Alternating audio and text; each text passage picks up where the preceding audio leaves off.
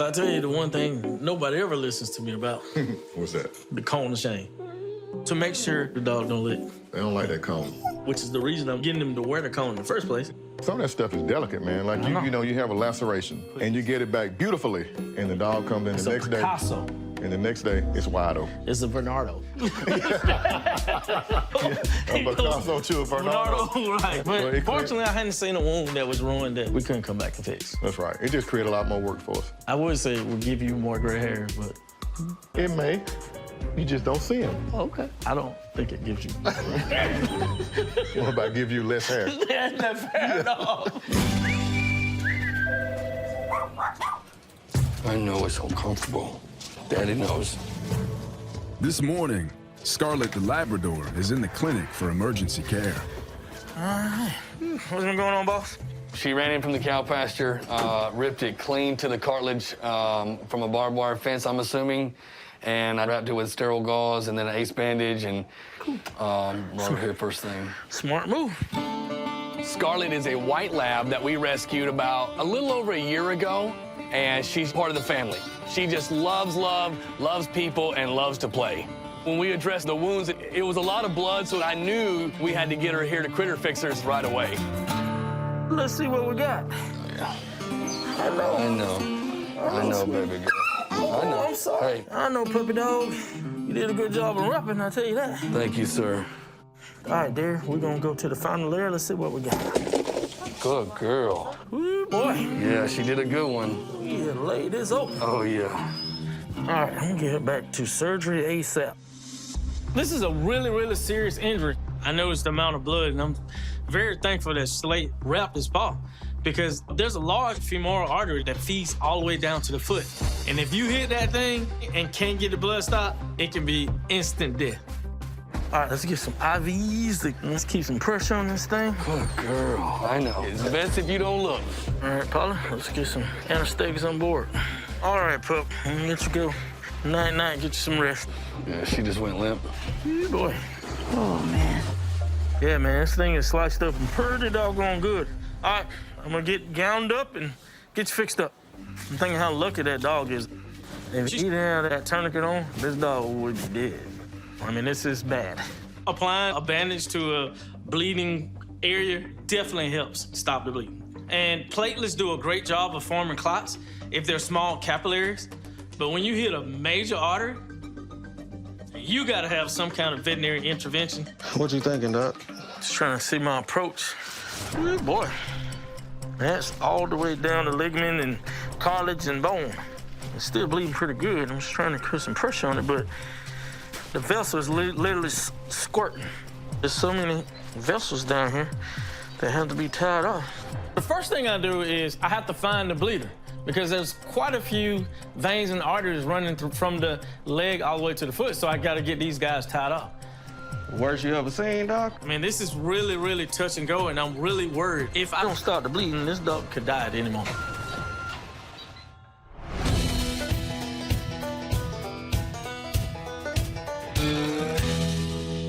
Dr. Ferguson and his vet tech Jordan attend to a ball python in need of a name and gender. Sexing this thing gonna be tough. I may have to put the magnifiers on for this. Oh, you just a baby. This baby ball python presented this morning, and trying to see if we can sex it to find out if it's a male or female. It's a handful. Let me put this lamp on so I can see a little closer here. Please don't bite me. Some people, they want to know the sex of the snake because they buy them for breeding purposes. So if they're going to get another, they need to try to make sure they have a male and a female. And some just want to know because they want to make sure they give it the appropriate name. Yeah, I see. I think you need a probe. Yeah, probe. So let's get a catheter and try to probe. Basically what we do in these guys, or gals, is we use a probe, and we probe in the reproductive area. Depending on how far it goes in, it determines if it's a male or female. If it is a female, it'll be shallow. And if it's male, the probe would go in further. All right. So what are we going for? I mean, what are we guessing? I'm gonna say female. So what we betting? We betting lunch? You say female? Yep. Okay. So if I'm right, you buy lunch. So that means I have to call the boy? Yes. Okay, cool. All right. I'm gonna get a steak. Get a steak and some taters. All right. Let me hold her head. Come I'm on, already girl. calling it a her. Come on, guy. We need you to come through for me here, buddy. So we got to go in and turn. There you go. Oh, We didn't go far. I think you might win, Jordan. I get lunch. Let me try again. Oh, look, you went deeper that time. Yeah. Definitely. I'm to You're this all the point way right halfway right there. Here. Yes. Cool. We have a meal. Looks like I have lunch. Right? Right. Should be happy. Be happy. No, I lost a bet. Who's happy they lose a bet? You're eating a salad. No, I like steak for lunch. Right? Yeah. But it is a meal. All right. boy. So now you can grow big and be a happy boy and do your thing. So we let them know that everything's good and they have a happy, bouncing boy. I've tied off 3 vessels that was severed and still bleeding.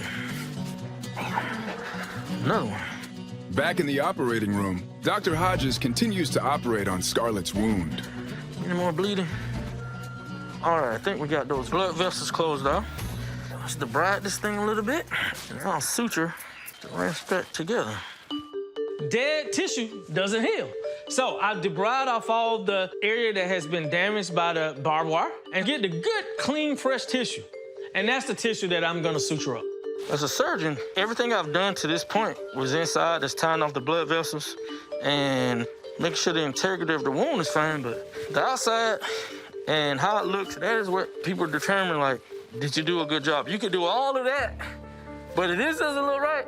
So you gotta save the life and be a part-time plastic surgeon. Gotta be a part-time plastic surgeon, so I'm trying to do this as cosmetic as possible.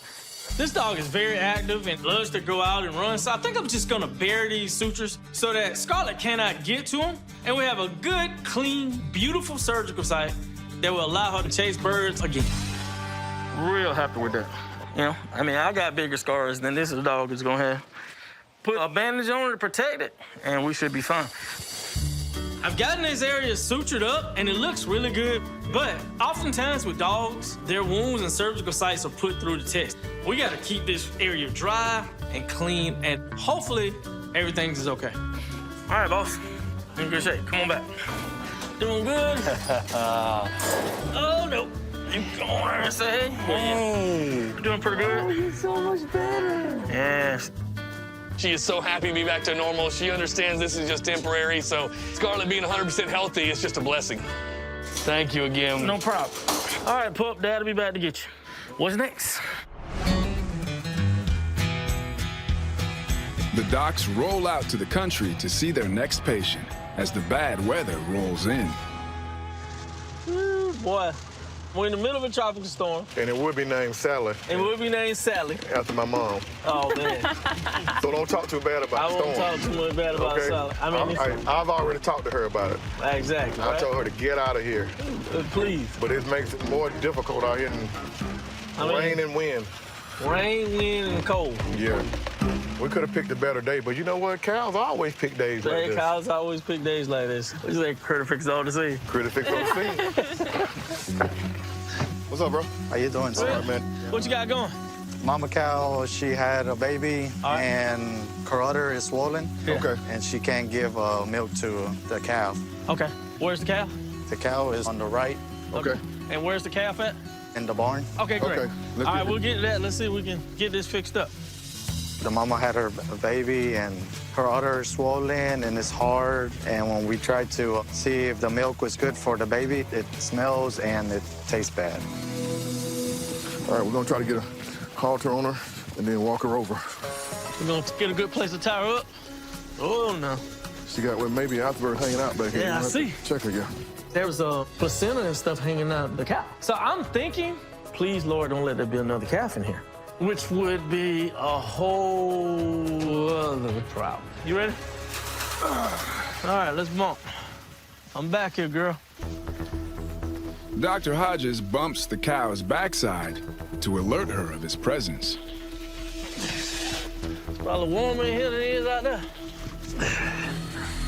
Whoa, now. What are you pulling out? I'm seeing Alphabet I'm reaching in. I'm hoping it's not remnants of another calf. If another calf is still inside, the docs will have to find a way to remove it. I have to try to distinguish. I'm hoping we ain't got another calf in there. It's gonna be a long night, boss. Whoa, no.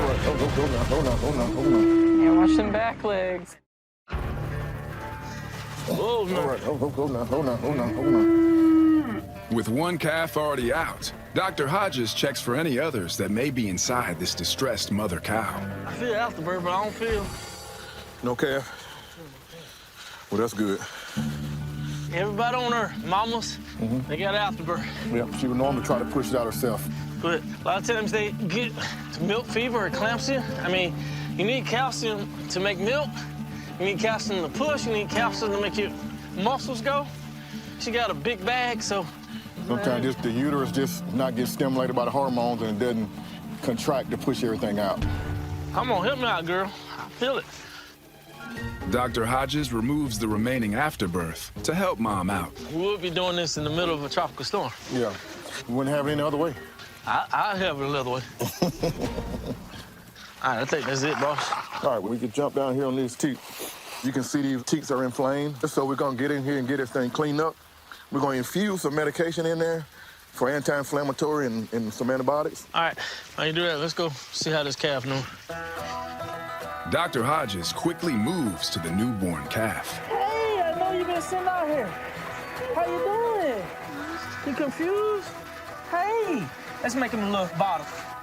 You know, I go over to check on this calf, and immediately my heart sinks because I know this calf is in trouble. You gotta figure out how to do this. Come on, come on. I see a calf that's confused, barely standing, hasn't been able to nurse, so I gotta figure out how to get some nutrients in this calf as fast as I can. This thing is still full of milk. And if it stays in there, you see it's getting a little soft here, so it's getting abscess. Baby's not gonna be able to nurse here. It was getting ready to rupture on its own. So we're gonna make a little incision with a blade there and let it drain some. Come on, we gotta keep going. Keep stimulating, rubbing that belly. Keep stimulating, yeah. All right, you ready, buddy? Blade. Yep. That's all right, baby. See it's kind of draining there? There you go. Is that what I'm smelling, Doc? Oh, yeah, you smell some milk that you don't want to drink. Kind of like spoiled milk, you know, it's been in there and it can't get out. We gotta get this baby warmed up. Let's get him in the car and let's turn the heater on, okay? Okay. Let's go. Come on. Let's get him in the car and get some heat. How the calf doing? What's going on, Hodges? Trying to get it warm, boss. It's cold. It doesn't matter what it's a puppy, a calf, a kitten. If their body temperature drops down below 1, 2, maybe 3 degrees, they just won't nurse. Get them warmed up. I'm gonna go check on Dr. Ferguson, okay? I gotta figure out a way to get this calf warm and get some nutrients in his body. This cow gotta be feeling a whole lot better. Prognosis is pretty good. It's just gonna take time. These are your medication here, okay? Okay. 1 per day for both teats, but the baby's gonna have to be bottle fed. We're gonna get him back to the clinic and give him some round-the-clock treatment, man. This is kind of a life and death situation, so we need to get up out of here, okay? Yes, sir. All right. When you take the baby calf, name him. Bernard, that's the name of champions.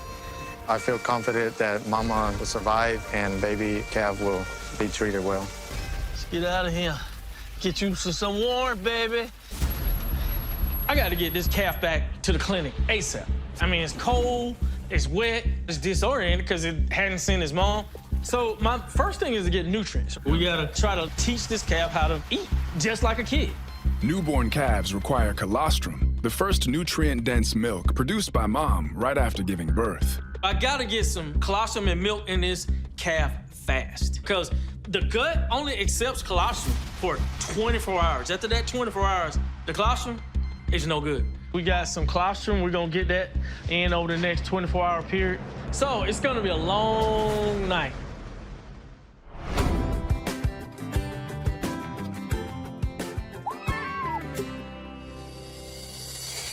It's a new day, and Scarlett the White Lab returns with an unexpected complication. She busted it wide open. We gotta redo everything. It's to the bone, so.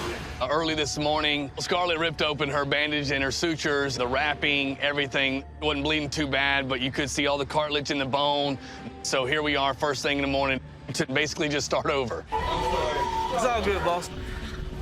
Unfortunately, the bad thing about having animal patients, they found amazing ways to get to their wounds, sutures, and bandages. And this pretty girl somehow was able to break her gone. I mean, literally split it down the middle and get to the bandage and chew her wound open. You know, sometimes it takes 2 times to get the job done. Oh, you don't want to town on my stuff. Yeah, she has licked this thing wide open. Dogs' tongues are pretty coarse, so she's had kind of a night with everybody sleeping to lick at this thing, so she's licked it open pretty good. So, like, we're gonna have to do another cosmetic surgery. And you gotta stay away from it this time, girl. All right, nothing like doing the same surgery twice. That's one thing we face in veterinary medicine. You know, they don't realize that these sutures are there to protect them. They just think there's some little pointy things that they just want to chew out. Put sutures on the outside. It's looking pretty good. Got it back together. The integument of the foot is still good. We still got a good blood supply. I'm gonna try an inflatable cone. It goes around the neck and kind of keep the dog from turning his neck around, almost like a life preserver. Hopefully that keeps our baby away from me. Scarlet is good. She should be ready to run around and chase birds and do her thing probably in maybe about a couple weeks. And hopefully this time it works like a charm. Let's go home. Oh, okay. What vehicle the squirrel is in? Dr. Ed Caravan. Dr. Ferguson meets a client at her car to triage a wild squirrel in need of urgent care. Hello, how you doing? Good. You got an injured baby? Yeah, my cat got a hold of a squirrel. Okay. On the wall in the corner of our carport, there was a squirrel, and I noticed that it had a puncture wound on its back, and the first thing I figured was my cat must have gotten it. It made my heart hurt, so I had to do something. What'd you get? Got an injured baby squirrel. Oh.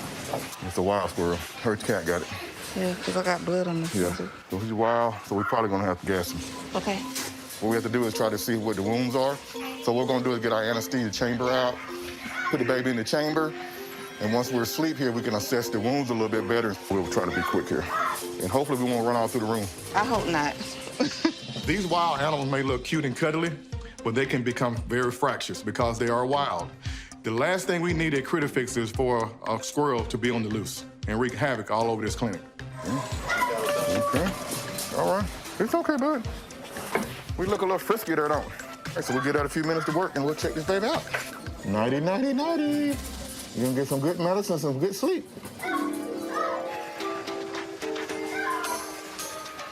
You think he about ready? I'll just kind of smooth and see what he does here. Yep. We're gonna shave a little hair here. See if there's anything we need to suture up. You can see a couple puncture wounds here, and that's definitely about as wide as the canine teeth in cats. So the cat definitely got it on his back and probably shook it a little bit. And we're gonna take some x-rays to make sure it didn't involve anything internally. I know that it was bent along his back, so I wanna make sure I look at the ribs in that area. Also look at the limbs. I'm really hoping there are no internal issues, broken bones, issues where we're bleeding internally. Even worse, the cats can shake them and break their vertebrae. And at that point, it becomes a life and death situation. I'm hoping that's not what it is. We found another wound here. Ooh, boy, that didn't look good.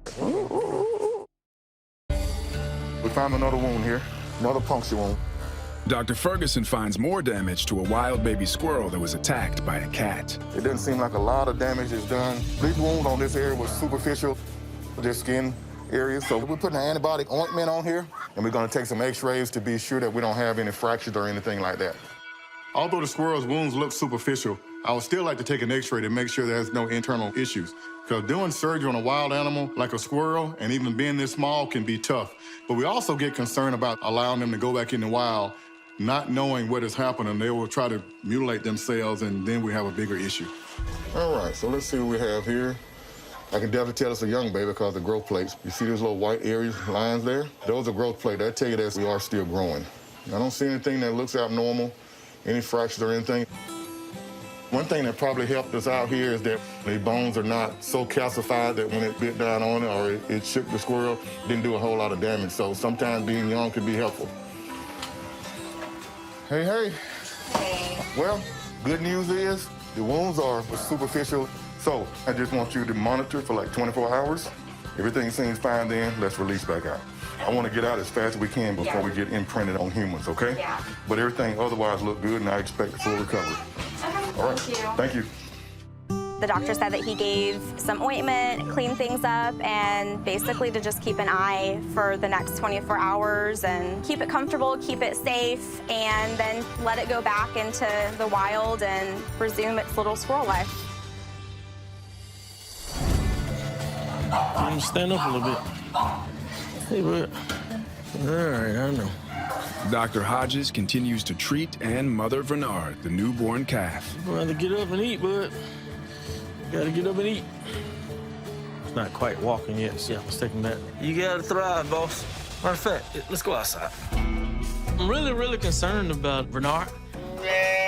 This calf needs nourishment, and Mom usually does a lot of the work, like teaching him to walk and move around. So I'm just gonna have to take him outside and see if I can teach him to walk and get him going. I can't do it by myself. You gotta get your bearings on you now. Nope, you can't keep sitting down on me. Come on now. You ain't sitting in no cage. We ain't going for no nonsense. You got, come on. A healthy calf would be running around this field and getting up and able to get up on his own and just romping and playing and just figuring out life. But not Bernard, at least not right now. I need to see if I can get some more colostrum down. About past that one, you gotta get this colostrum. Come on. Yeah, he stopped. He's trying to spit it out. Hey. Hey, man. I'm really concerned because we got to get this calf going or he's not gonna live. Hey, man, you gotta hang in. Come on now. He's just not eating. Still won't get up by himself. Hey, come on, man. And this calf is only eating about a third of a pint. I need him to eat at least a pint or two, or he's not gonna live.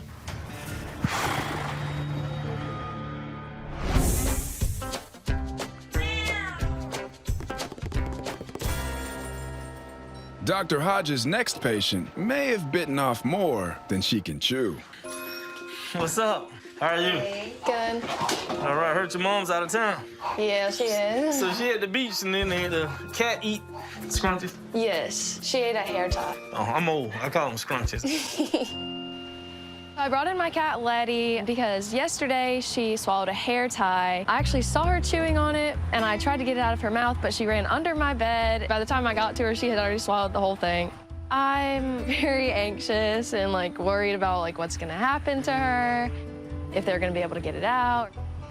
Probably take a peek in her stomach with a camera and see if we can see what's going on. Okay. But hair tie is gonna be bad news. Yeah. Hair ties or any type of string is a veterinarian's nightmare. And if Letty ate these hair ties, it is a dangerous situation because In the intestine, they tie up and it cuts right through the intestine. Then you have a leaking intestines, the animal gets septic. That means the infection moves into the bloodstream, and that is very challenging. all right, night-night. We're super lucky that Haley saw this hair tie and saw Letty swallow it.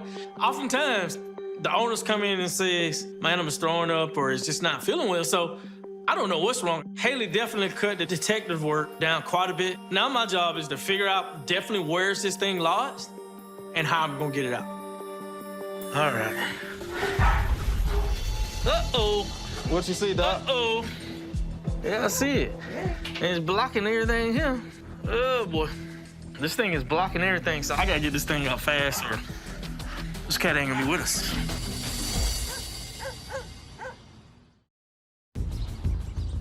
I gotta get this thing out fast or this cat ain't gonna be with us.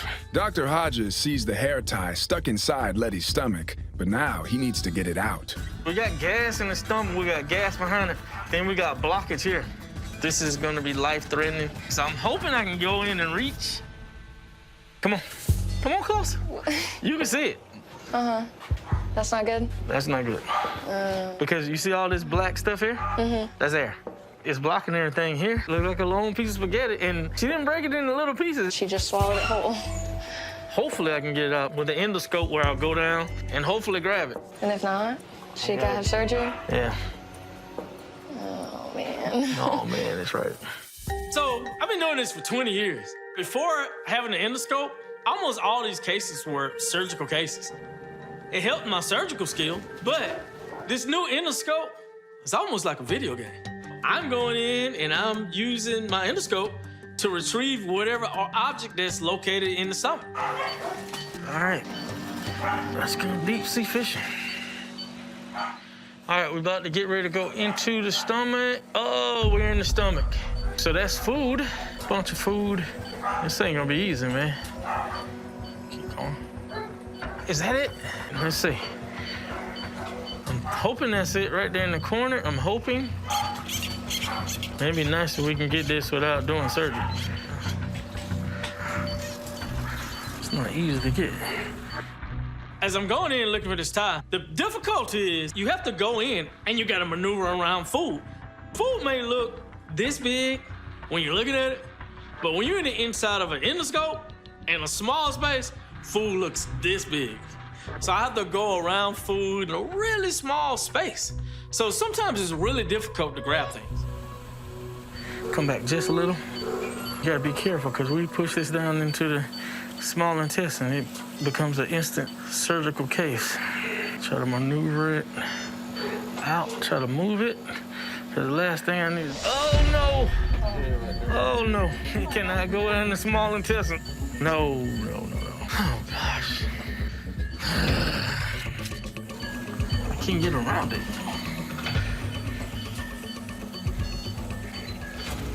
All right, bring it on out. Woo! All right, now I can smell that. Let's wake this cat up. That definitely fits. That's why it's so hard being a veterinarian. You don't know what's in there. If she didn't see it, this could have been in there for 2 days, and then she would have came in possibly and said, Doc, my cat's vomiting, won't eat, but I wouldn't have had a clue that there was a hair tie in there. Being a veterinarian is also like being a detective. We got a case in our criminal today, so the good guys won. Did you get it out? Got it out. Oh my God. Ew, that looks so gross. I was just overwhelmed with like relief. He was holding it in his hand. I would have been holding it like with a pair of like tongs 10 feet away. Cat's good. Cat's ready to go. I finally feel like she's gonna be okay. Like I'm not worried about her anymore, and like the worst part's over. Cat's free to do anything he wants, but eat hair ties. Okay. We're for sure gonna keep our hair ties off of the ground. While Dr. Hodges attends to more patients, his son VJ tries to feed baby calf Bernard III. Yeah, that should be good. Looks ready. Come here. Come here. Open your mouth. Drink it. Drink it. Thank you. Oh, no. You need more than that. You gotta make sure you know how to drink when you go back home. You know, if you feed it more than 2 times, it think you mama. So you're going to stay with that cat forever. It been following me. I know it. He think you mama. Look this way. Yeah, y'all kind of resemble. Oh, you know Lord. the cat name, right? What you trying to say now? It might be Daddy. Enjoy the baby while you're here, man. Yep.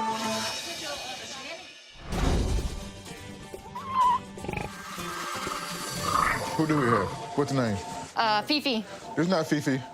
There's no shortage of cases at Critter Fixer HQ as Dr. Ferguson searches for his next patient. Is that this guy right here? No, it's this little dog George in here. This one. We're taking a wart off the eye. This is our boy. Hey, Georgie. George is a West Highland Terrier, and George has a wart that's right on the line of the upper eyelid. See that pink area? I'm pushing it down. That's what, see, when I let go, you don't see it because it's rolling under and hitting the cornea. So we need to take that whole area out of there. It's actually what we call a papilloma. Very rarely are these things cancerous, but the issue is it causes a lot of irritation. And if it continues to irritate that eye, it could run the risk of causing blindness in this dog. Good job. Didn't even flinch. Go to sleep. This is the good stuff. I need a little more. George resists the anesthesia, preventing it from fully taking effect. It's all right, buddy. Breathe deep. Breathe deep. I know it. I know it. Come on, enjoy the happy juice. Don't fight it. I ain't doing the rest of that. Just so you be still. Techs Jordan and Paul will give George additional sedation before Dr. Ferguson begins the procedure. There you go. Dr. Ferguson, we ready to head that way? Yes, we are ready. You ready to go? All right, come on, guys, stay asleep. Animals have a certain tolerance to anesthesia. It may take a little bit more for this animal than it does that one. So when we're doing these things, we want to go at the fastest pace as we can, because if the animal does awake, he can start moving around, and you don't want to do any harm to the eye while you're trying to remove that growth. You good with these front not being tied? Yep. All right. So you can see that area there. So we're gonna take a little wedge out and hope this baby stays asleep. All right. So we're gonna take a little wedge out and hope this baby stays asleep. With George the Westie Terrier finally under, Dr. Ferguson can begin the removal of a painful eyelid growth. When we're dealing with this delicate surgery here, I had to put the other two eyes on, make sure we get some good vision on what it is. I can visually see that this growth not only is externally where we can see it, but it also extends internally and rolls under the eyelid, which means that this surgery is going to be a little more intensive than I initially thought, because we have to remove the entire thing. If we take the surface off, it'll grow back. All right. So what we did thus far, I took the wedge out where the growth was, and now we're left with like a triangle here. So now I have to suture that back together. So it's kind of like doing a little plastic surgery at this point. Sounds good. It won't be long now. The most critical part is suturing it back up.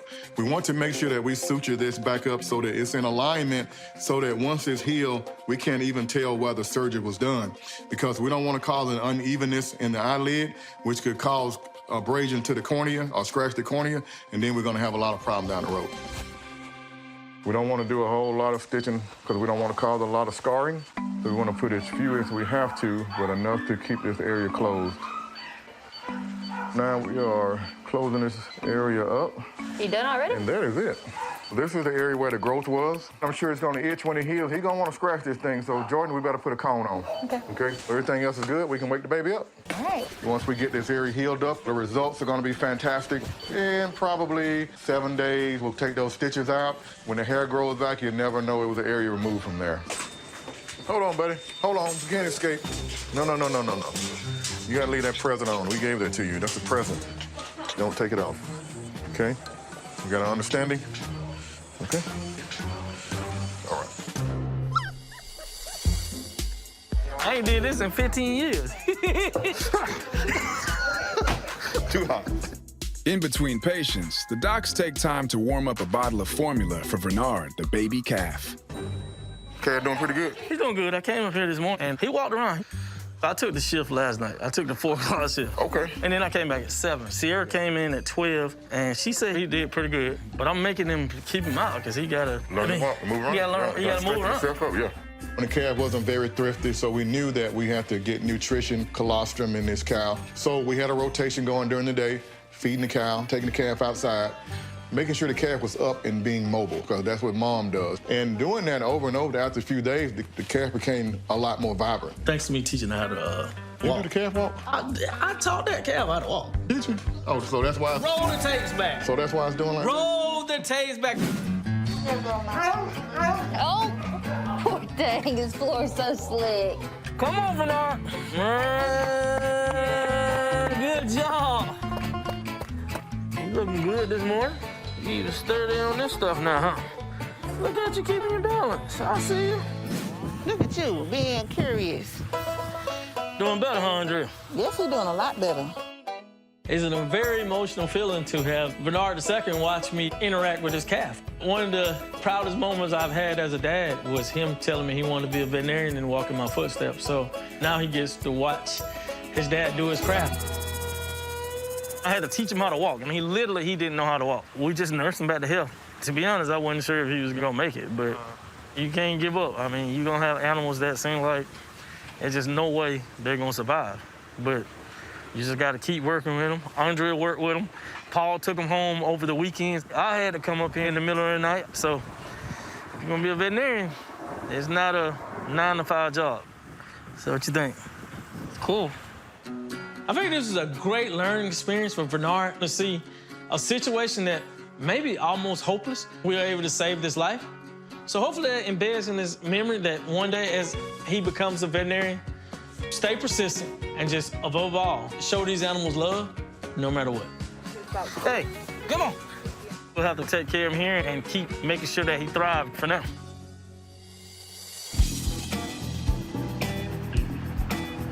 The critter fixers hit the road, responding to a friendly farm in need of last-minute assistance. I was at lunch. Angela called me. She was putting up the critter fixer signal instead of the bat signal. So we got the big CF in the sky. The big CF in the sky. So it's like, okay, we headed to you. Do the calls, huh? Do the calls. Angela calls me when she has a problem at the Halo farm. And I'm a board member there. So she called and said, Doc, I got an ornery goat that bucked a donkey. Ooh, that's a bad combination. But the donkey kicked the goat. Oh, Lord. Hey, Angela, what's happening? Dr. Hodges. What's going on, girl? Thank you so much for coming out here. Last night, our donkey, Bernie, and our goat, Billy, had a little altercation. We got our gear, so I'm just gonna follow you back. That sounds good, all right.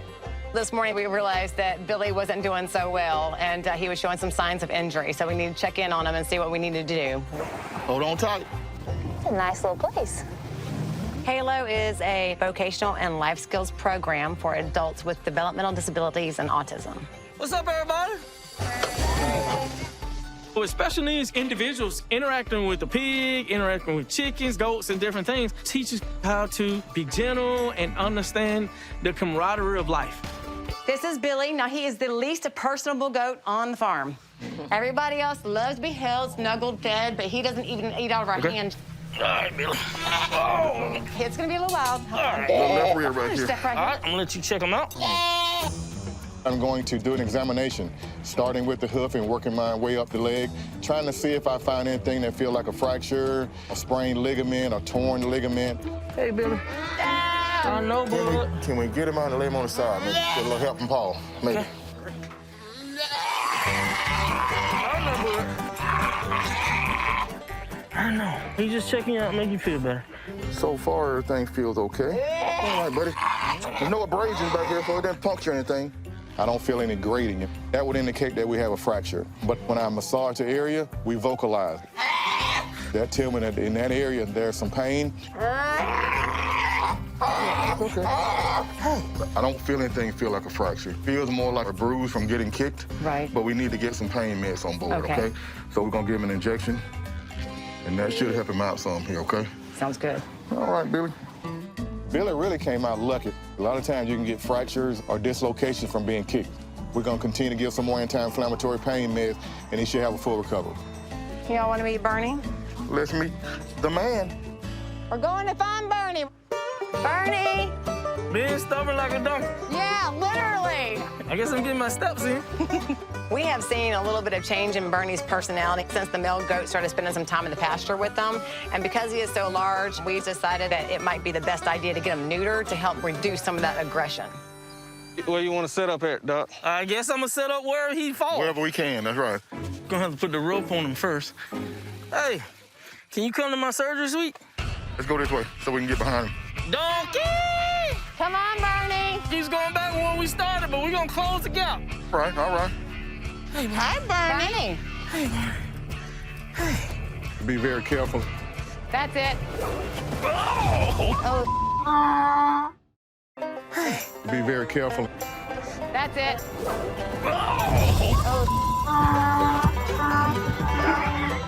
Dr. Hodges plays a game of cat and mouse with Bernie, the donkey. You knew you weren't gonna win that fight. The 2000 me would have got it. Hey, not that 2020 The version. 2020 The 2020 version. I mean, I went 6 or 7 steps, and then we decided that I was gonna let go because I was a little stronger than him, and I didn't really want to overpower him. So I let the rope go. Wink, wink. All right, let's go make another round. We're gonna try to get him an apple. Come on. It's gonna be all night, Drew. Yes. Chase him hard. Hey, it's football. Come on. We're finna run Bonner all over this field. Oh, shit. He said, get away from Barney. You gonna tire him out? That's the player now. Doc will be too tired to neuter him. You gotta be strategic here. If somebody wanted to castrate me, they'd have to chase me down the field, too. So I get it. I mean, we were on the same wavelength. Okay, go on that side. All right, we might have Go, some. go, go, go. Y'all stay here. Go, Bernie. There you go, there you go. All right. Touchdown! Probably the hardest donkey chase I've done. You need a cheerleader, right? Go, Dr. Hodges, go. So next time we're gonna put pom-poms in you. As long as I don't have to chase. Okay. Hey, bud. Hey. There you go. Dr. Ferguson tranquilizes Bernie to calm him down and then administers a heavy dose of general anesthesia to completely sedate the donkey. Go to sleep. Bet you can't outrun me now, buddy. All right, watch out, watch out. Right or left? Right or left? Move. We're going on this. Oh! Let's go. Come on, pick. We rope, Let's get it clean. Yeah, I gotta secure the leg so he don't keep. It's okay, Bernie. It's okay. Then you want to have the nerve to snore on my surgery table. I'm about to drop them escalators on him. That's one. One more throw, we go on the next one. Almost, buddy. I'm going to make my cut then. All right. That side looks good, Angie. All right. Give me the blue spray, I'm going home. I ain't gonna take a hot bath. Dr. Hodges coats the surgical area with an antibacterial spray that contains insect repellent. Docs, every time I've ever engaged with any kind of surgery, there's a cleaning process. So do you know? No. Stay away. For you and for him, don't do anything. That's why I sprayed the blue spray. Yeah, Okay. and that's one reason we leave it open too, so it can drain. It can drain. Yeah. Okay. Closing it up, you know, you risk being in the field of getting infection. Okay. Leave it open, and it's gonna drain some. That's gonna be normal. Maybe about 30 days, all the testosterone will be gone out of his body, and he'll definitely calm down. It'll be a lot easier to handle. Come on, Bernie. You got it. Seeing Bernie get castrated today, I think it's going to help him stay social, which is what we really want on the farm when we're working with adults with special needs. Once they're up, they're up. Don't take it out on us now.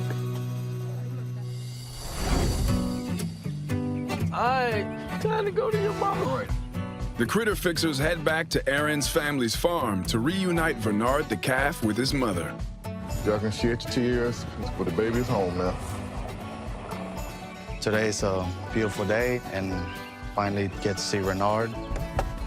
Mama cow, she's been doing really good, but in her udder, the milk is getting harder. So I'm concerned. Let's take a look at Mama. All right. See what's going on. We just want to take a look at it and see if we got some progression from last time. Make sure we're heading in the right direction here. Yes, sir. Have it right here. All right. Look a little bit better. Look good.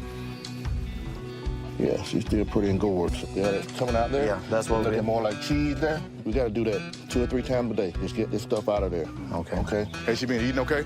Oh, she's eating well, she's drinking well, she's sleeping well. Oh, man, that's awesome. At least we know she's eating good, so we know it's not, we call it bacteremia, which means it gets in the bloodstream.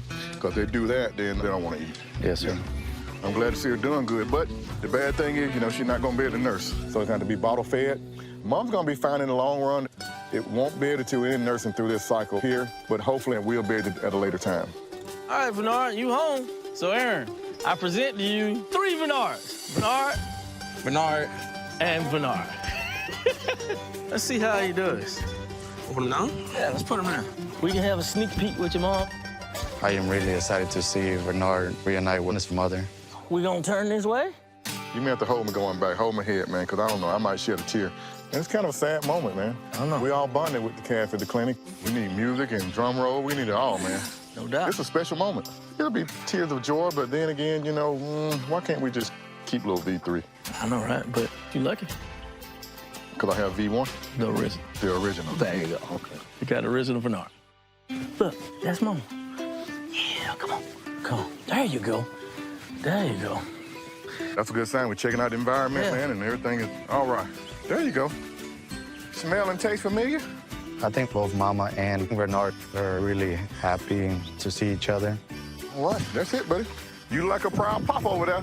You look all nervous and holding the bottle and ready to go home from the nursery. Bye, Bernard. We'll come back and visit. Thank you.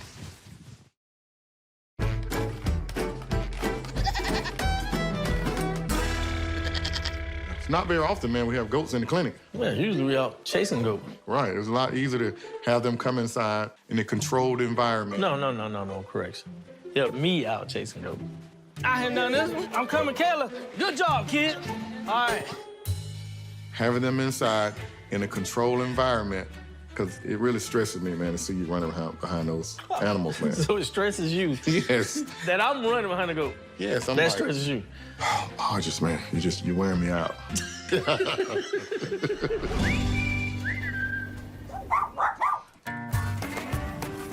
On this afternoon, goats come in from pasture for a visit to the doctor's office. Hello, Dana, how you doing? I'm great. How are you? All right. So you brought us some babies today? We did. 4 in total. All right. We want to have everybody tested to see if they have worms. We're hoping that the females might be pregnant. I have my goats. We have brought them up here today for a wellness check. One of our other goats had worms, and I'm hoping that the 2 females are either pregnant or are healthy and capable to get pregnant. And how old is she? We think she's about 3. Okay. All right, sounds good. Yeah, we got a pretty big stomach here. But we are ruminant animals. Sometimes they're just big, but we'll see if she got some babies in there. Okay, she looks pretty good. We're gonna get a stool sample from her. Okay. And what we'll do is take this stool sample and we'll take it inside and float it in a special solution. And then we're trying to find eggs in there. Okay. Yep, but you got some fresh over there. She just fell out over there to the left. Oh, yep, see it. No problem getting samples here. No, not from goats. That's right. They're like, oh, you want it? Here, have it. That's right. We got plenty of sample. Yeah. How old over here? About 1.5 years. All right, so what we're gonna do, check it inside, try to get an x-ray, and then we're gonna set up our fecal flotation. You gonna follow mommy? You can follow mommy. Probably not. It's probably gonna be a drag the entire way. Come on. You're just in time, buddy. What you doing? Bringing a goat to you. I know I'm the GOAT. You're the greatest of all. Our greatest of all time. I am the GOAT. Okay, you finished.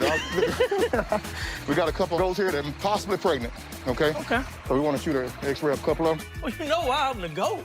I don't even need an x-ray to tell if these goats are pregnant. Man, you can't even tell the time of day. It's hard to tell the time of day when you watch most of the time inside of a cow or a llama. So I still can tell better than you. I'm gonna bet this guy, and we're gonna decide if these guys are pregnant or not. Let me see, pregnant, not pregnant. I'll tell you what, lunch. Lunch. What you think? You call this one, I'll call the next one. No.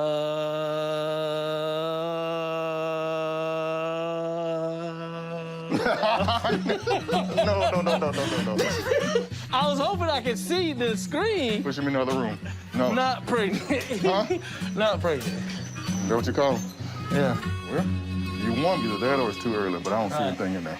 1 for 1. Who's the GOAT now, baby? Well, you do smell a little goaty. Oh, man. But I tell you what, lunch said you can't do it again. Okay, lunch it is. So what you calling on the next one? The next one I will call pregnant. Double or nothing. You the big guru here today. Okay. All right. I don't think I see anything. Let's see here. So I'm gonna guess this one is not pregnant. Well, you just lost, buddy. Move. No, I'm teasing with you. What would you do without me? We're gonna ask you to go away, Dr. Hodges. I'm gonna go away. 2 for 2. I am the greatest, you know. Yeah. You know, I am the greatest, but I'm gonna give you a prize too. What's that? You get to check the fecal sample. That's too much love. That's just for you, bro. Thanks, man. All right, let's check this stool sample here. All right, so we do have strongyles, like hookworms in dogs are strongyles. So, Paul, we need to get some meds on board here. All right. I'll go and talk to her about it, okay? Okay. As Paul gathers medicine, Dr. Ferguson breaks the news to the goat's owner. All right. Sorry, no pregnancies. It's okay. It'll happen eventually. Just as we suspected, we do have parasite, okay? We're gonna get us some parasite medication, and we're gonna do it daily for 5 days. All right. And it's a liquid. In the mouth. In the mouth. Unfortunately, our goats aren't pregnant, but I definitely feel much better that I know that even though they do have parasites, that it's manageable and they're gonna be happy and healthy. So let's, we'll get it together for you and bring it back out to you. Perfect. Okay? All right, be right back, okay? See you later. Y'all have fun? Well, I guess it's time for lunch. I saw the x-ray. I mean, I missed seeing. I didn't get a chance to see the x-ray. I didn't get a chance to see. He cheated. Dr. Ferguson and vet tech Jordan make a trip out to Nicole's rescue to treat the latest animal she's been rehabbing. The weirdest pet I ever had was a brown recluse spider. Oh, Yes. Your friends were probably envious of you. You had a brown recluse spider. Yeah, I just thought I had this cool little brown spider in my You're gonna be room. the spider woman. I think I want a cow, though. You know, just one, maybe 2. Yeah, you need 2 so they're not lonely. Yeah. You got some land to do it, don't you? Yeah. You know, since all the kids gone now, just Kim and I. Are you sad? Am I sad? Are you sad about it? No? Not yet, I don't think so. And I called you and said, oh, Jordan, can I get a brown recluse? I want a spider or something. No, And I'm also- gonna send you some of my kids over there to hang Oh, out. yeah, they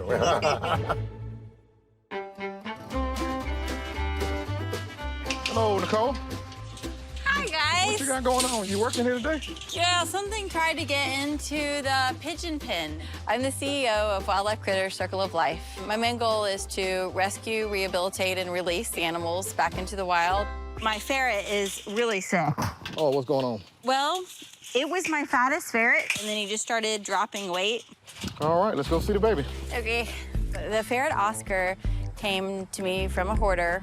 Hey, buddy, come here. What's up, Oscar? He said, I miss my friends. The last couple of weeks, he dropped weight, and it's very scary because there's no visual symptoms. His hair looks normal. It's just weight. Let's take a listen here. I can feel he's thin. Yeah, it's horrible. Yeah. Rapid weight loss in ferrets really concern me. They're not that large to start with. Even if we lose a couple grams or even a pound, that's a very significant percentage of weight loss, and it can cause a whole array of things to go wrong.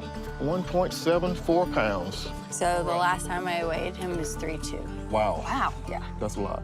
We need to do some diagnostics and figure out what's causing this weight loss in this baby. I definitely want to get a stool sample. Okay. To make sure that not some parasitic going on. We need poop. Let's go navigate through your cage. Let's see what we can find here.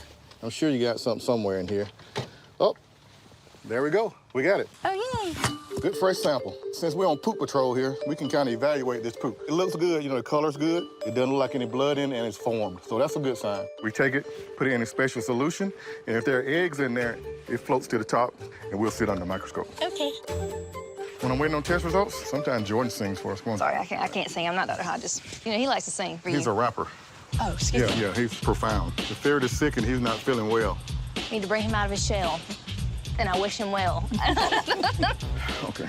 You have to, I'm sorry, you need Dr. Hodges. Keep your day job. Go through the slide in a systematic approach, because it only takes one egg for me to see it to know that it's there. So I make sure that I cover the whole slide. And I have, and good news, I don't see any parasites. No worms. No worms. So takes us to our next step, run some chemistry, run some blood, and see if we're dealing with adrenal issues. I'm very pleased that Dr. Ferguson found no parasites. However, that means that it is something more serious, and we do have to wait to find out what is really going on with Oscar. You all done? Oh, he's a good patient. You all done, pumpkin pie? We should have results back in a couple days. Okay. And depending on where we are, we'll talk about treatments, like implants and things like that. So we'll go with that once we get the results back. Okay. Dr. Hodges and Dr. Ferguson have been a big help to this place because they have become the facility vet. Thank you. All right. Always taking care of my babies. Yeah, you have a good one, okay? We're a donation-only facility, and by them coming and caring for the animals, they get even more of a second chance. If it wasn't for Dr. Ferguson coming out, I don't know how I would be able to help them. Bye, buddy. Bye. Bye, Oscar Man. You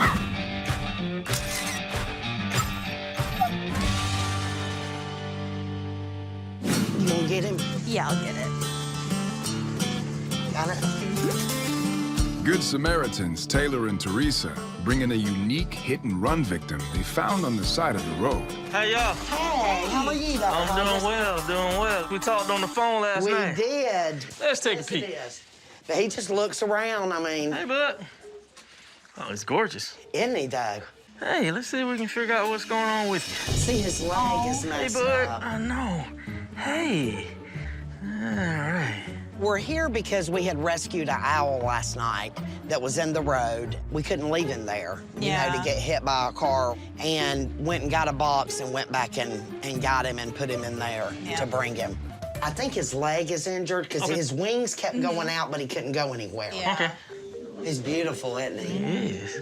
But it was like he didn't try to move or anything. It was like he knew we were trying to help him. I'm gonna go back in, see if I can figure out, maybe shoot a picture of this. Give me 1 second, okay? Okay, honey. In my 20 years of veterinary practice, I've never treated an owl. We are critter fixer country vets. We treat them all, so if somebody brings in an owl, I'm gonna treat it. Go straight into the x-ray, or? No, let's look at his eyes. Let's do an exam on him. Hey, Miss Al. My game plan with this owl is to examine it, treat it, and get it to a rehabber so it can get back into the beautiful Georgia skies. Boy, you took a nice shot to the head, huh? Mm-hmm. Ain't no reflex on this side. Oh, boy. That eye is not constricting at all. It should pinpoint, and these guys can see a mile away. Did you hit your head or something, buddy? Yeah, he took a shot, definitely. Typically, just like with your physician, when we shine light into the eyes, your pupils should constrict, and when we remove it, it should kind of dilate. And on the right side, it's just huge. Let's hold this wing up. Good job there, Polly. Oh, that's where his pain is. Right leg. Yeah, well, up here. Andrea, I need you to hold these gloves. So, I found his pain, I think. You did? Broken wings? Oh, no, I think it's in here. So I need you to hold his paws for me. Gotcha. Somehow, let's get a picture here. Right in this area is where he's ruffled and Right above his leg. right above his leg. This bird is really showing signs of concussion and bad pain, so he's really in bad shape. What was it? It was a Right leg. We really need to figure out the extent of the damage, because if it's too bad, a rehabber won't take it. And without rehab, this bird won't make it. Got a little pelvic fracture, man. Looking at his skull, there's definitely a crack there, but I'm really worried about a concussion. I mean, he took a shot. At this point, I don't know if this bird gonna live. They don't train you on owls in vet school. They don't. Boss, I'm gonna give you your best shot. That's all I can do. Dr. Hodges works on a concussed owl, hoping to get it rehabilitated back into the wild. You are seeing some stars. He is out of it, but if he didn't have a concussion, he'd be tearing our butts up. You know when you watch the cartoons and the little, that's what this guy's seeing. So this bird does have a small fracture in the pelvis and the skull, but those typically will heal on his own. What I'm really concerned about is this bird's concussion. I need to reduce the swelling on this brain, get you something for pain. Andre, let me get some furosemide. Yes. And some pain medicine, injectable, and we'll kind of go from there. All of us have a brain and a skull.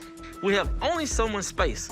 And when we have trauma and it hits the brain and the brain starts swelling within that skull, you get some bleeds, you have some problems. So I'm gonna give him some furosemide here in this muscle. See, you got him? I'm giving some furosemide, which decreases the amount of swelling in the brain and hopefully helps with this concussion. And this one goes PO, basically per os, by mouth. There you go. Something for pain. Such a gorgeous fellow. I've done everything I can for this owl, but here's an even bigger factor that would determine if this bird survived. Hey, Summer, Omar, the rehabber, you know Omar? Yes. Can you get him on the phone? Okay. Let me talk to him. Omar has taken all kinds of animals. He's a fantastic rehabber. I've seen everything from hogs to raccoons. Never an owl, though. But I know Omar is the guy for this job. Man, I got a case here I never had before. Well, I have. I know you picked up hawks and all this kind of stuff, but I got an owl. Rehabbers typically don't take every animal in, but if I can convince him to take this owl, I feel like there's a very good chance that this owl will survive. I think he'd be a good rehab candidate.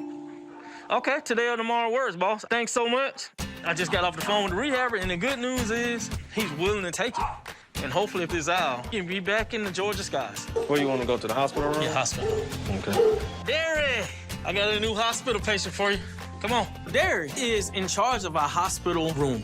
It's a dedicated area where we keep animals that are hospitalized or in intensive care. So I've treated this guy's concussion. I've treated the pain. Now we just gotta let this guy heal and hope for the best. I need you to keep him alive. Sure, I'll do my best.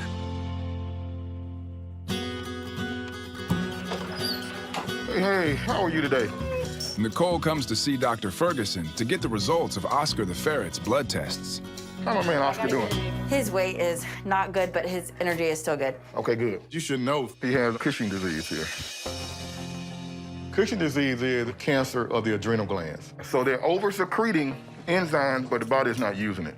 Okay. So we're gonna put an implant in. We're basically giving what we call exogenous hormones, which means that we're giving them from the outside so that they can be used. So it'll be just a little incision, inject through there, then we put a little glue back on top. Okay. That'll be it.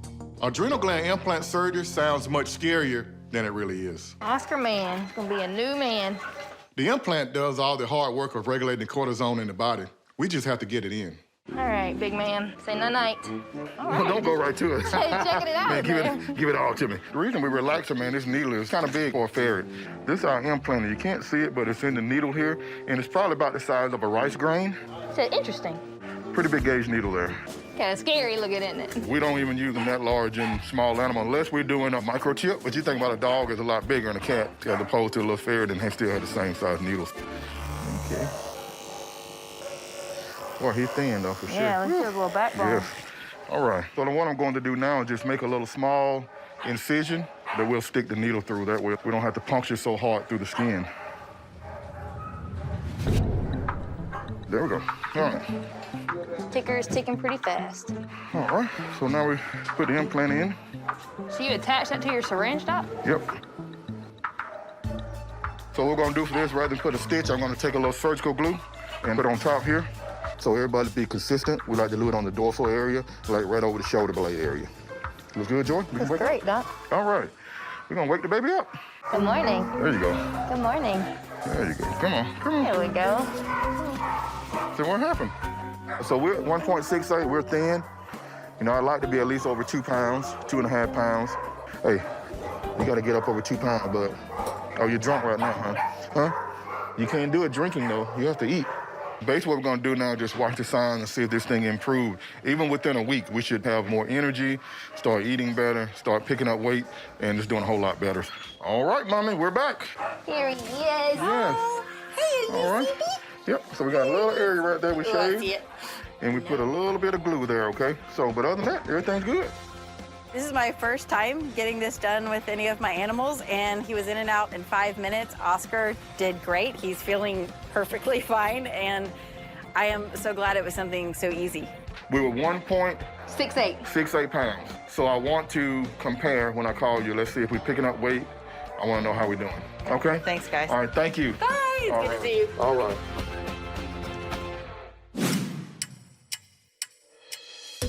Wet bath, warm water. Let me look at it. An unexpected emergency has Dr. Hodges face to face with a bearded dragon in critical condition. It's a pet rat. We got out the cave and popped him. It looks like one time. We got a bearded dragon named Chippy, and the wife went in this morning to feed Chippy.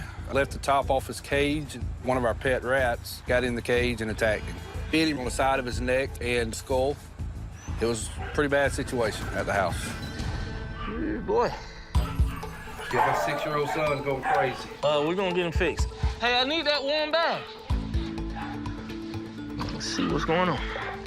I know, It bro. happened this morning about 7:30 this morning. Okay. And get him right on top of the head pretty good. Oh, boy, hang in there, buddy. Hang in there. Head wounds are tricky. The first thing you want to do is clean this area off so you know exactly what you're looking at. We definitely got some head trauma for sure. Eyes are closed. He keep wanting to roll because his equilibrium is off. Doesn't feel normal. He wants to roll over. I don't know what's going on with the brain, yeah. I really need to know what's going on in this head wound right now. You ready, Paul? Ready. Let's make sure he don't have a skull fracture. If Chippy's skull has been fractured and has damage to the brain, he may be past saving. Oh, boy. Fracture right through the skull. This ain't good, boss. All right, man. It definitely went right through the skull. I'm gonna give him my shot, but I mean, it went right through. Chippy, the bearded dragon, clings to life after suffering a fractured skull from a rat bite. It must have bit on the side, caught it here, and then caught him back there. Let's see if I can get him some for pain and some fluid. Reptiles don't really give any signs of pain, but imagine someone shot a nail gun through your brain. This is what Chip is experiencing now. So I have to give something for pain. Hopefully that pain medicine kicks in a little while. Just trying to give him a warm bath, trying to get some fluids in him. Okay. They will absorb water. Right. Just got a little blood loss. I gave him something to stop hopefully decrease the swelling on the brain. I'm gonna scrub it up a little bit more. I'm trying to hydrate Chipper by putting him in the warm water, but I'm also worried about too much swelling in the brain. So I'm actually giving her a diuretic so that we don't get any more inflammatory response inside the skull. You need a better dime anything to scrub that up? Yeah, we'll scrub it up a little bit and then give me some sulfacetamine. Man, anything you can do to help my son. I got you, boss. I got a little boy. I know. I get it. We're gonna do everything we can. We got a little boy we got to get you back to, bud. Chippy has some major wounds. I'm using surgical glue to close his wound because the last thing I need is for a 6-year-old to lose his best friend. All right. Polish, kind of just keep him there, keep him up, keep his head up, keep him warm. Come on over.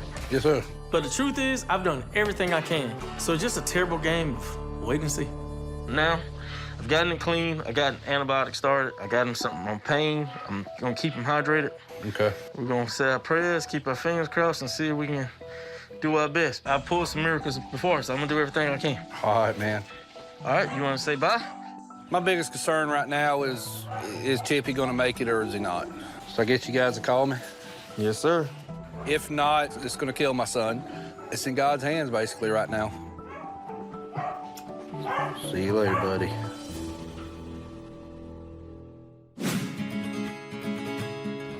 Dr. Ferguson, Sierra, and Jordan are on their way to see about a mini horse and a not-so-mini problem. How you doing? Hi, how you doing? All right, all right. Hello, young lady. How are you? You gonna tell us what's going on? You can tell Dr. Ferguson, Skeeter's got a knot on her back. Do you know what happened? So you don't want to talk right now. So the baby has a knot on his back? She does. So Skeeter is about 4 months old. She has a knot on her shoulder back kind of area. I kept thinking she'd grow out of it. It just never went away. That knot's been there the whole time. Within the first month, I would say it was probably at least. Enlarged or anything? It's kind of growing with her. I've never seen anything like it, and I've done horses for 20-something years. I don't know what it is. You got my mind turning. Everything's turning up here like, okay, what's going on? So let's take a look. Let's see what we got. All right. Let's see what we're going to do today. It's a real mystery finding a lump in a pony at this age. We have to find out what this thing is. It's right here. You know, initially when you hear we got a bump or we got a lump, we think about an abscess. We got an area that has some pus in it or bacteria. So what I want to do here is try to get a couple of needle samples and just see what we get in the needle, what it looks like. And then we'll make a plan from there. She got a bump on her. Oh, what you think it might be? Bone. It's a bone. If it is, I'm taking you to work with me. If she goes to school to be a vet, it'll save me some money. We have to decide if we're dealing with an abscess or some irregular bone formation. Basically, what I'm trying to do is see if we can get any cells out of this thing to help us with some identification. Sometimes we'll just get fluid in here. Sometimes we'll get pus in there. You ready? Mm-hmm. Okay. Okay, there you go. There You you go. need to be careful. You need to come down. Oh, you need to come down. Oh, that's so sweet. That's so sweet. Calm down. I need you at the office sometime, because they get to going. I need you to calm them down a little bit. So it doesn't take a lot. You can see there's something on there. Mm-hmm. Yep. So the first step is we're going to send these slides in. Depending on what that said, if it's inconclusive, we need to get in and get x-rays. If they tell me, bam, this is what this is, we make a plan from there. All right? We have a medical mystery that we have to figure out how to solve. Definitely odd. Yeah. We're excited to have Dr. Ferguson find out what this knot that we have going on is and if it's going to go away or if it's something that she's going to have to live with the rest of her life so we can prepare for her future. The cute little family right there. They are. I don't even like kids, but that little girl melts my heart. Yes, yeah, she was cute. She reminded me of me, though. She reminded me of you? No, she wasn't mean. Hey, now.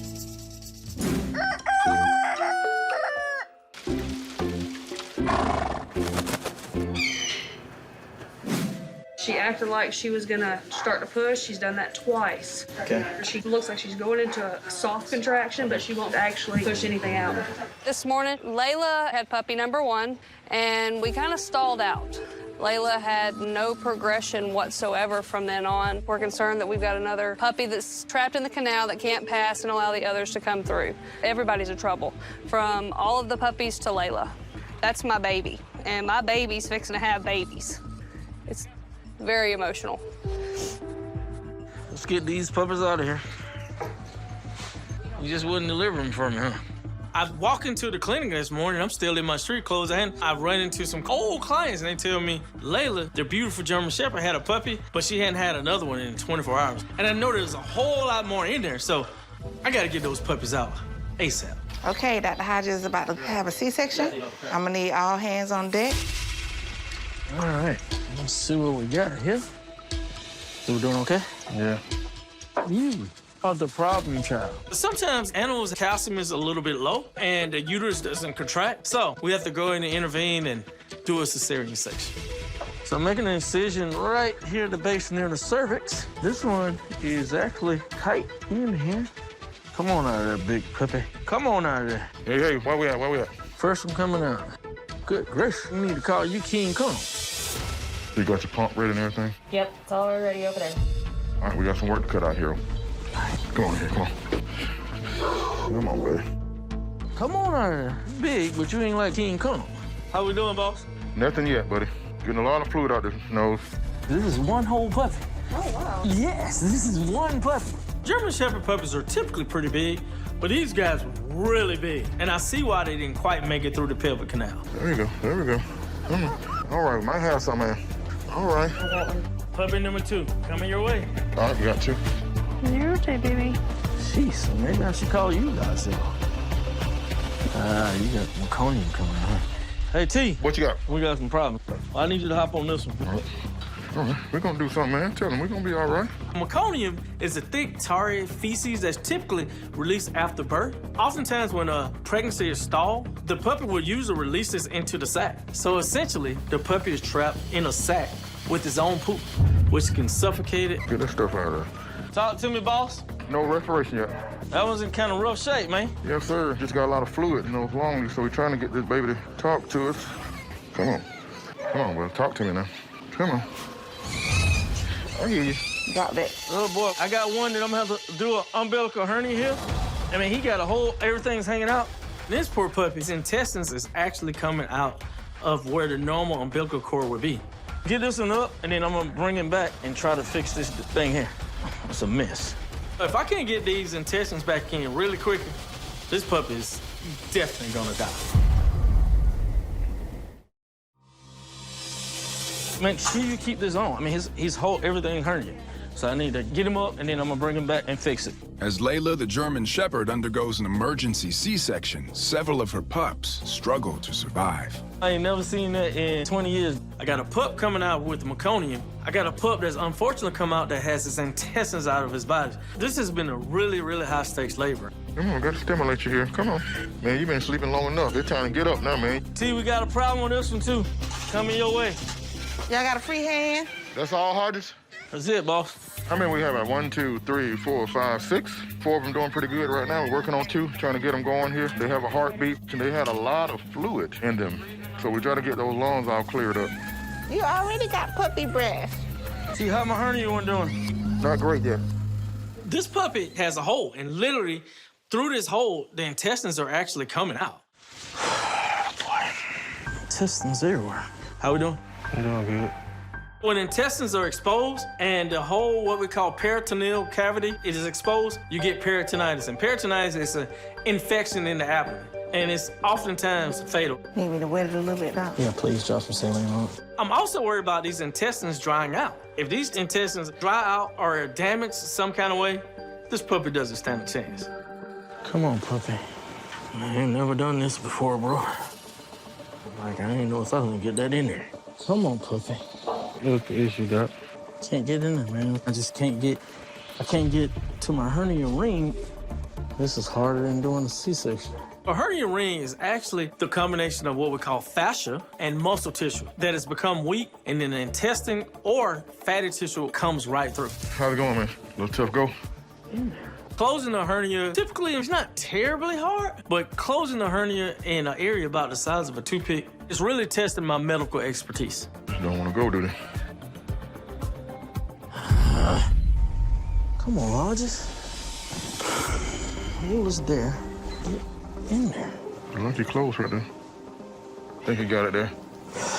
You all right? Yeah. I didn't think it was gonna go, but intestines back in. Take a few years off here, at least a few days, don't it? Long time, man. I'm tough. It's all good now, though. You got it now. I don't think y'all know how much we appreciate y'all. Y'all are amazing. Yeah, well, that's what we're here for. Good deal. I can feel the heartbeat. I got so emotional. And I knew if I didn't get those intestines in, this dog wasn't gonna live. But I couldn't stop trying. I was asking for a miracle. I got it in. I didn't think it was gonna go. It's all good. You did good. Hopefully this pup's okay. I did my best. Just a little challenge to start out. That's all right. Start out small, and we're gonna pass up everybody. Dr. Hodges was able to work his magic, and we have a healthy puppy. You know, took years off my life. You better eat. I've been up for 48 hours. Layla's been in labor for 72. She can now rest and heal and take care of her babies and watch them grow. That's your babies.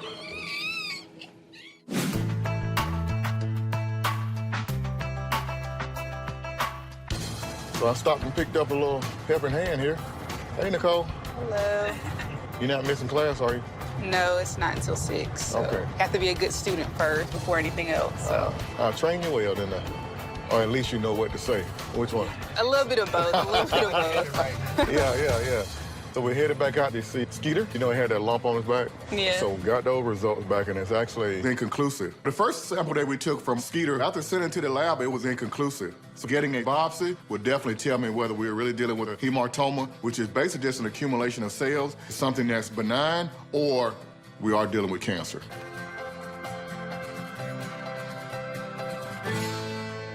Hello, Melissa, how you doing? Good. Good. Thinking a difference in the size? It's about the same. About the same? Okay. Dr. Ferguson and I talked after he got the results of the first labs, and I did not expect to hear the word, malignant, benign. I expected no cancerous terms at all. So what we plan on doing is trying to see if we can get a little biopsy sample of it. Okay. And then take a look at that and try to be a little more definitive. And then we'll talk about options Okay. on where we go from there, Sounds okay? good. The difficulty of doing a biopsy on the animal's awake is the animal's awake, so we have to use a variety of medication, local anesthetic, as well as we have to restrain well. I brought 3 techs with me today to make sure that this pony stays where it needs to be so I can perform my procedure. Making marks like a plastic surgeon. Yeah, so I make sure I'm inside. Once I get a local, I won't know where it is. All right, here we go. Ready for some injections? Oh, yeah. Don't like that, huh? I'm going to put a local anesthetic around the area where I want to take the biopsy from so that it's as painless as it can be. So you don't feel the future pokes, okay? What I don't want to do is have to give general anesthesia for a procedure that's only going to last about 5 minutes. All right, ready? Mm-hmm. Good job, Skeeter. To get this biopsy, I really want to go deep into that growth so I can get a good enough sample so when the report comes back, I feel comfortable with the report. Okay. I'm sorry. It's okay. I'm sorry. That's all we need. That's it. That's deep enough. Yep. The worst part is over. Put a couple stitches in here. So hope we get some good results back from this biopsy here. Yeah, hopefully so. Yeah. No, if it regresses some more, we may not have to do anything. Yeah. Yeah, so this little area may drain a little bit. I'm gonna spray a little spray here so the flies don't get on it. I will definitely be anxious to get the results back on this biopsy. We're going to do what's best for her in the end. It's not about us. It's about her and her quality of life and her living her best life. Hopefully it comes back benign. I'll wait to hear We from have you. that report back, then we'll contact you, and then we'll make plans from there. Okay. We'll just play it day by day and see what we can do. Yeah, all right. I just never expected a 4-month-old to have maybe a cancer.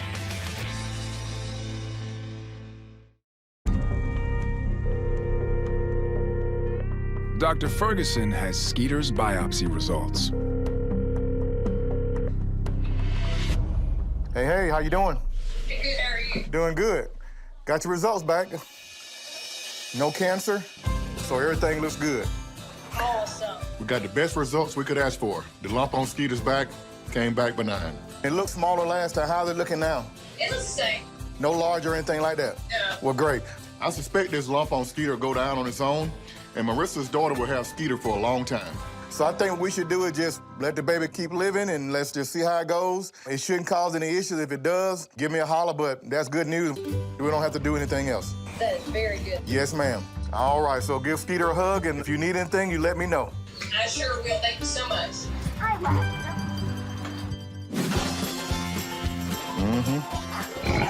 I went the wrong way.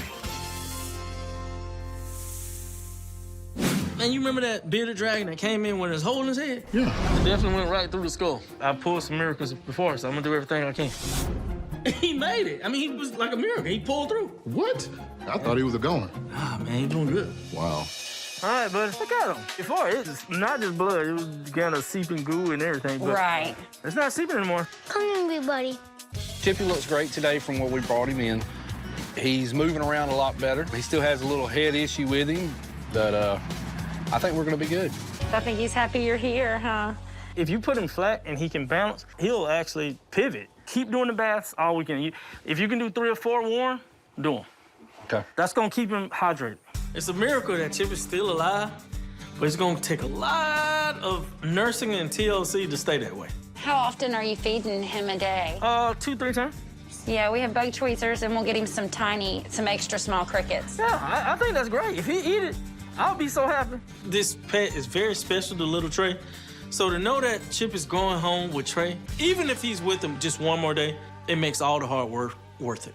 You try the crickets, do the bath, and you make it work. And at least he won't run around my room anymore, much. You never know, man. He might. If he run around your room, then, you never know. He gets to come home. He gets to come home today? Yeah. I'm so glad that I have my best friend Chippy back. Tell him what we're gonna do first. We're gonna go get him some what? Crickets. Do you think I should try to put them on my nose? No, I don't think you need to put him on your nose right now.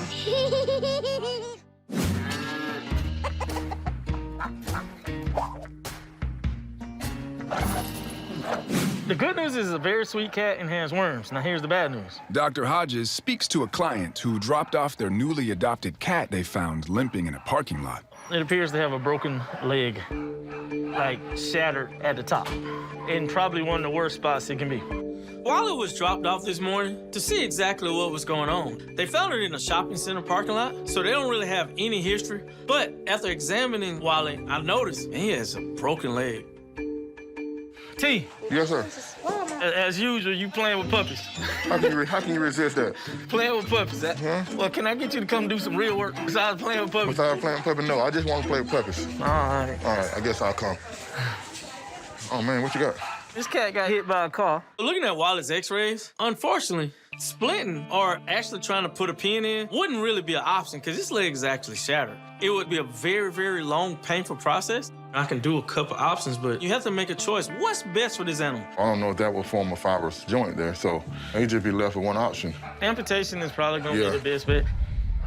I mean, he'll walk out of here.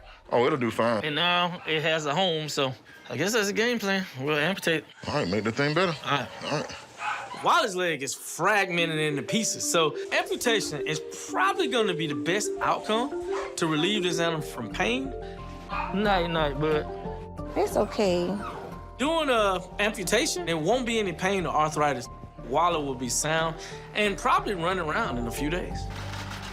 All right, give me 10 minutes, we'll be eating some food. This is probably where the car hit and the impact, because I can feel the bone here. And that feels bad. It looked bad. I'm just hoping when I get in there that it's not so boogered up. So it actually fractured across the bone. You could actually see shards. Boy, it's nasty. So I'm worried about that femoral artery. Oftentimes when you go in for a surgery with an amputation and a leg is just busted apart, you gotta think, there are really a lot of big veins and the femoral artery is there. And it is really one of the bigger arteries in the actual body. So you have to be really careful. You cut that femoral artery, that's bad news if that happens. This cat will die. I'm looking for that artery and vein. Dr. Hodges is carefully amputating Wally the cat's left hind leg. There's a nerve, the big nerve there. Sometimes you cut that and the leg will actually jump. All right. Good boy, poor cat. So it actually fractured across the bone, sheared all the way off. He was in some tremendous pain. Pain tolerance is amazing. I would have been crawling on the floor. So this is where it broke actually off. Bring that together. Get this piece of the quadriceps and to join the rest of his quadriceps friends. It should fit together like a glove. Everything good, man? Closing them up, boss. Yep. That back, man? Hold on. My back hurt. Hold on. Get you, man. I feel like that thing to go with your back, man? How you feel, man? That's better. I think it took everything out of me now. Oh, good. Sit down somewhere. Sit down. Everything went well. The leg was really in bad shape. I mean, it was just crumbled up, but gonna wake up, and by this afternoon, I expect for this cat to be walking. You look good. No more trips in the parking lot. You good to go, boss.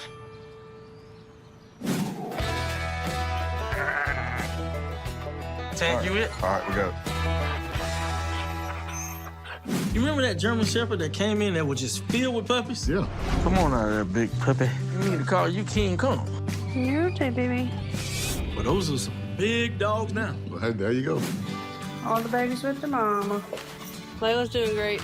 She did great with her babies. I couldn't be more happy with them. With the puppies, with her. We definitely wouldn't have the healthy puppies that we do without Dr. Hodges and Dr. Ferguson and his team. I wouldn't change anything for the world. It's amazing.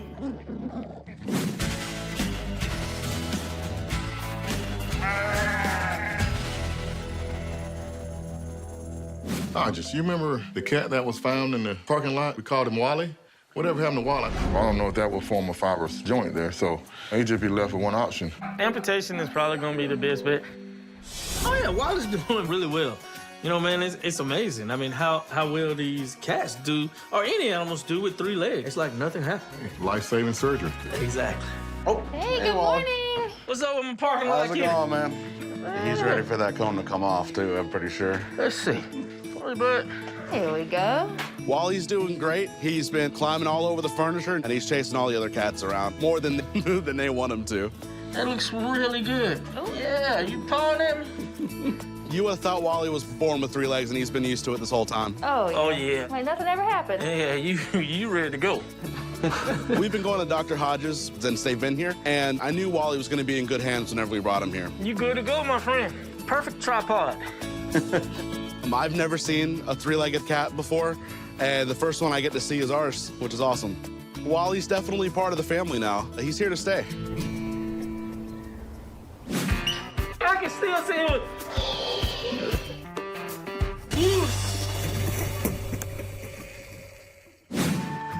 Come on, I got you. After a little R&R, She's ready to go home. it's time for this wild owl to return from where she came. Welcome back to your area, because Teresa, we found her in this area. So, Yeah. So that's why we chose this area. Right.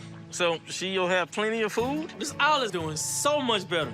Thanks to all the hard work that Derek has done and Omar has done. You know, when you brought her in, I was really worried about her because she had just a starry eye and gave some meds, and I was able to get some of the swelling now, and I felt like, okay, it's time to release her to Omar's care. Rehab is his specialty. As soon as I came to see her, I was just like, goodness. Whenever we took her to the rehab facility, she took off. She was tearing up, and so we originally thought it was a pelvis issue. Right. But it clearly wasn't. It clearly wasn't, but as soon as she got that starry-eyed concussion under control, She's wanting to go. This bird pupillary light response is much better. The bird is able to stalk his prey. The pelvic wounds, as well as the skull fractures, are starting to heal. That'll take a little bit more time, but this bird is ready to go into the beautiful Georgia skies. Let's let her go out here in this beautiful pond. Let's do it, Dr. All right, Hodges. so I'm gonna kind of hold for it, and I'll let you lift the top. I'll kind of hold it here. All right, see you later. All right, baby. Bye, girl. All right. 3, 2, 1. There she is. She's That's it. free. Look at her. That is it. And She's so, saying, thank you, Dr. Hodges. that is it, Dr. Hodges, sir. No doubt. Hey, man, that's what it's all about. Thank you so much. I mean, I see her fly away. I'm looking at her flap her wings. I'm looking at the wingspan. I'm looking at the movement. I have no doubt this bird is gonna be fine. 20 years as a veterinarian.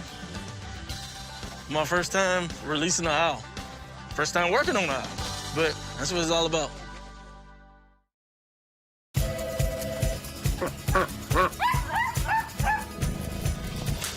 Hey, just like or what's up, man? You're trained to fix a problem. Not only are you trying to stop a bleed or fix a wound, people want their pets to look cute. She's a pretty girl. So when we think plastic surgery, humans, we're making the lips fuller. We're tightening things up. Our plastic surgery is they come in and they're mauled. Got them pretty good. What we need to do is get these wounds cleaned up. So we're trying to make it look as normal as we can, but the pieces don't really fit. We have to make them fit. And it's almost like you amaze yourself a little bit, but you have to kind of act like you've done it before. Oh, yeah. But inside, you like, wow, I am amazed, you know? So those are the ones Ferguson, you was a bad man. Hey, Governor, you looking good. Surgery site looks good. Let's bust out this joint. It looks real good. Oh. You good to go? All right. Bye, Governor. See you later.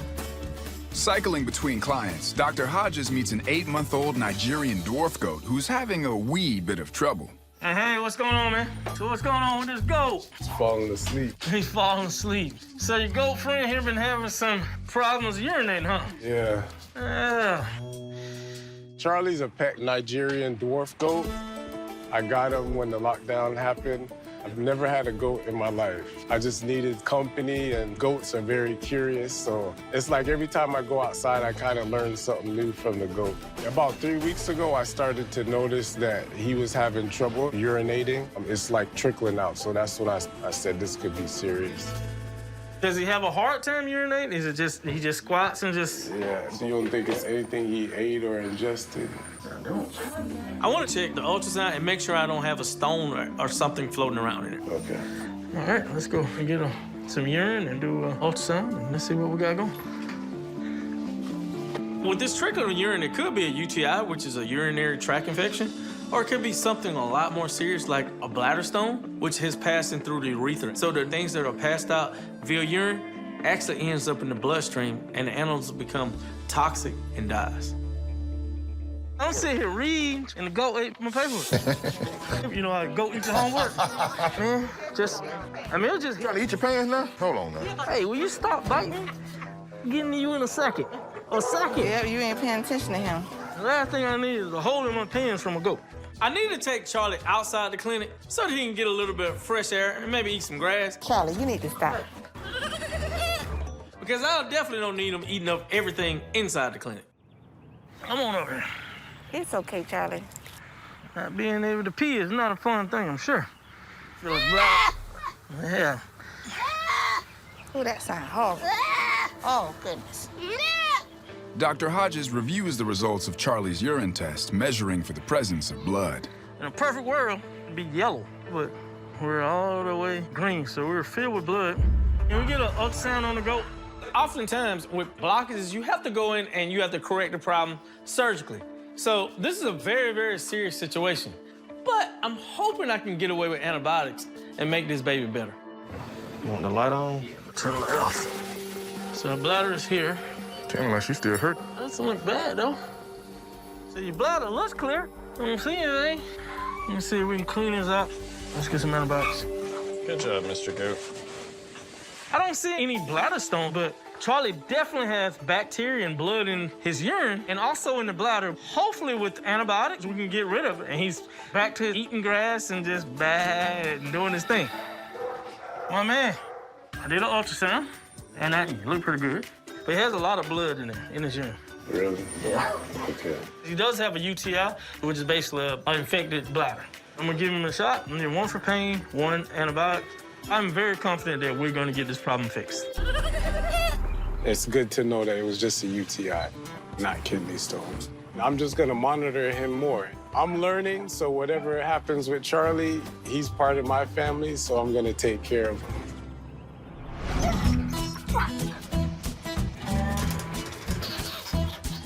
Oh, yeah, buddy. Next up's a chicken. You gonna be okay, Doc? I'm sure everything will be fine.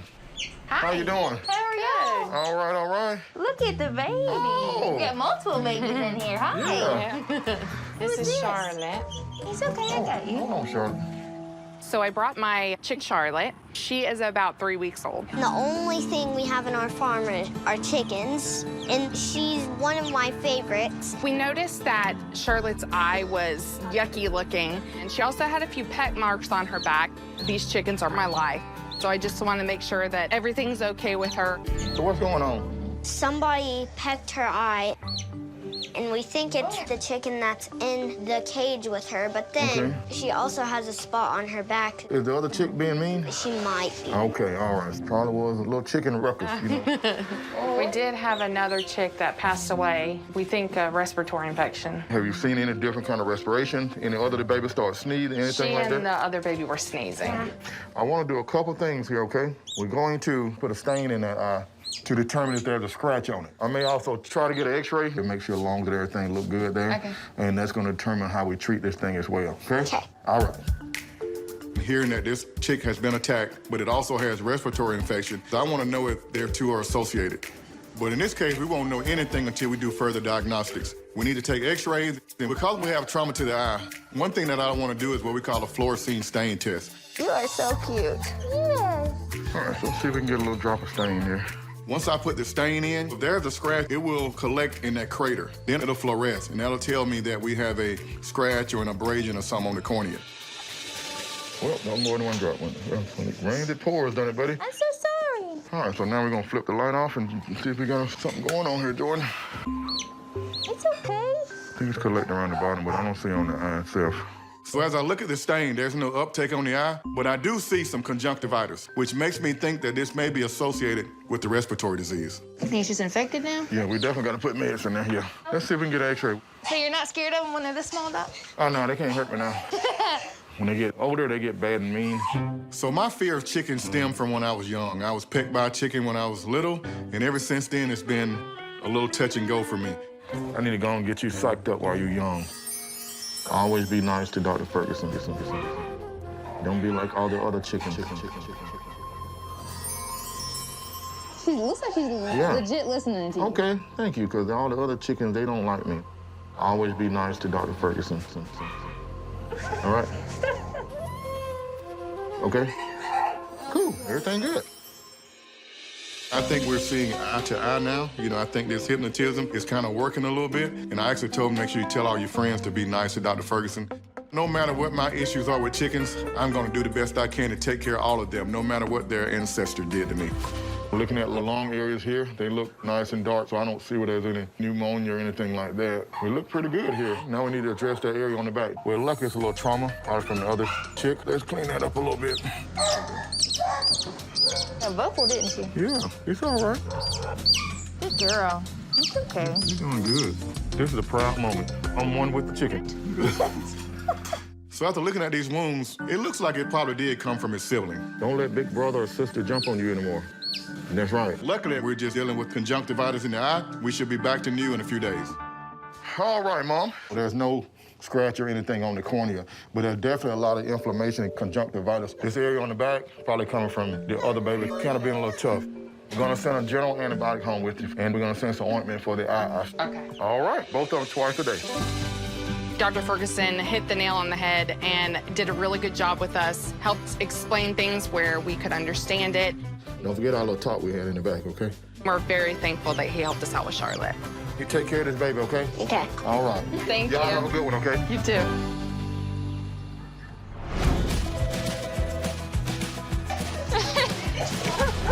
Among the ebb and flow of patients is a 6-year-old Australian shepherd who got into a bad scuffle.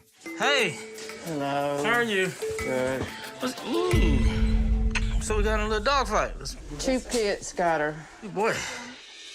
My dog's name is Shay. She got attacked by my neighbor's 2 pit bulldogs. She's very, very smart, very active, loving, wanting to be by my side all the time. She's my shadow. They just came out of nowhere? They got her through the fence. They had her paw, and then they had her mouth. And I had to literally beat them on the head. I'm sure. For a while for them to let go. And I kept thinking in my head, they're not gonna let go, they're gonna kill her. I think the only reason they let her go is that flesh tore. Boy. All right, come around, dear. It is all the way down in there? Is Yes, there a ma'am. hole there? There's a hole between. It's torn all the way down to the jaw. I'm gonna clean it up, just do some fluids, get some pain medicine, and then I'm gonna try to see if I can suture this and get it to hold. But I'm gonna wanna shoot an x-ray also, because I can feel a little bit of possibly broken jaw too. But I'm gonna make it better. I'm gonna cry now, okay? No, I'm gonna make this better. I'm gonna make it better. It's okay, Shay. We're gonna take her back, Mom, and try to get her cleaned up, okay? Okay. I know he's gonna do his best. The thought that she can't be fixed, it would be devastating. I wish that it had never happened. Can I open? Can I open? I know. All right. The problem, this whole jaw is literally torn apart. I'm gonna see if we have a fracture, which is gonna open up a whole nother can of worms. If this jaw is broken, I would have to somehow plate this jaw together. Trying to keep a moving joint together is very difficult. Also, you gotta think about food. When the dog eats, getting food into the bone, it can get osteomyelitis, which is basically infection in the bone, and that can be fatal. Get my x-rays ready. Let's get it on the table, please. This is about as bad as you can get. If I can't repair this jaw, this dog might not be able to eat. The jawbone can get infected, and it's oftentimes fatal. And ultimately, we might not be able to save this dog.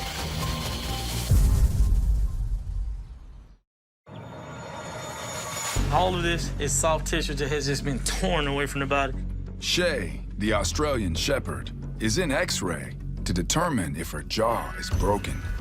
So, just a tinge of good news. Oh, Just a tinge. The bone of the jaw, luckily, they didn't shred that. Oh, thank you, Lord. But the actual jawbone itself seems to be intact. Just one look at all. Now, all of this stuff hanging, you see this fluid? That is fluid that's hanging. This is the jaw. Somehow I gotta figure out how to get this to tack back to here and stay. Let me show you in real life what I mean. Come on over. So my issue comes to this is attached here. It's almost like plastic surgery. I gotta get this to stay. But the problem is there's nothing to attach because there's no skin on this side. Oh my God. It's gonna be all right. You're gonna be all right. Take good care Of course. I got you. I know you are. Yes, ma'am. I'll figure it out. All right, Mama. We're going to give you a call to update you after surgery. We gotta get this fixed. If I can't get this back together, this dog probably won't survive. So my plan with this surgery is actually to go in and try to find as much healthy tissue as I can, debride it, try to get it to bleed so that I know that it's healthy, and try to reattach it and hope this works. We're going to see how good you being a plastic surgeon is. We'll see. All right. Since there's no actual tissue still left on the bone, I mean, the bone is clean. My plan is to bring the lip up and try to suture it up under the gum line between the teeth and see if I can actually get that to hold. There's no way for me to tie this jaw to that jawbone, so I'm trying to tie it down underneath to give me some support because I'm trying to work with whatever little tissue I have and make some magic. We're doing good, Doc. I just need one last piece so I can get in here. All right. Thank you, thank you, thank you. I think it looks pretty good, Doc, really. I tried to make a gum line, so I started at the bottom, cleaned it, tacked it down here. So hopefully if this stays and stays tacked, it'll look just like a normal dog. Now, let's see if I can get it to hold. I'm really concerned if it's gonna hold because there could be some dead tissue still, and if there's no blood supply, it's gonna get necrotic and it's gonna fail. I'm just hoping and praying for the best, and in time, we'll see what happens.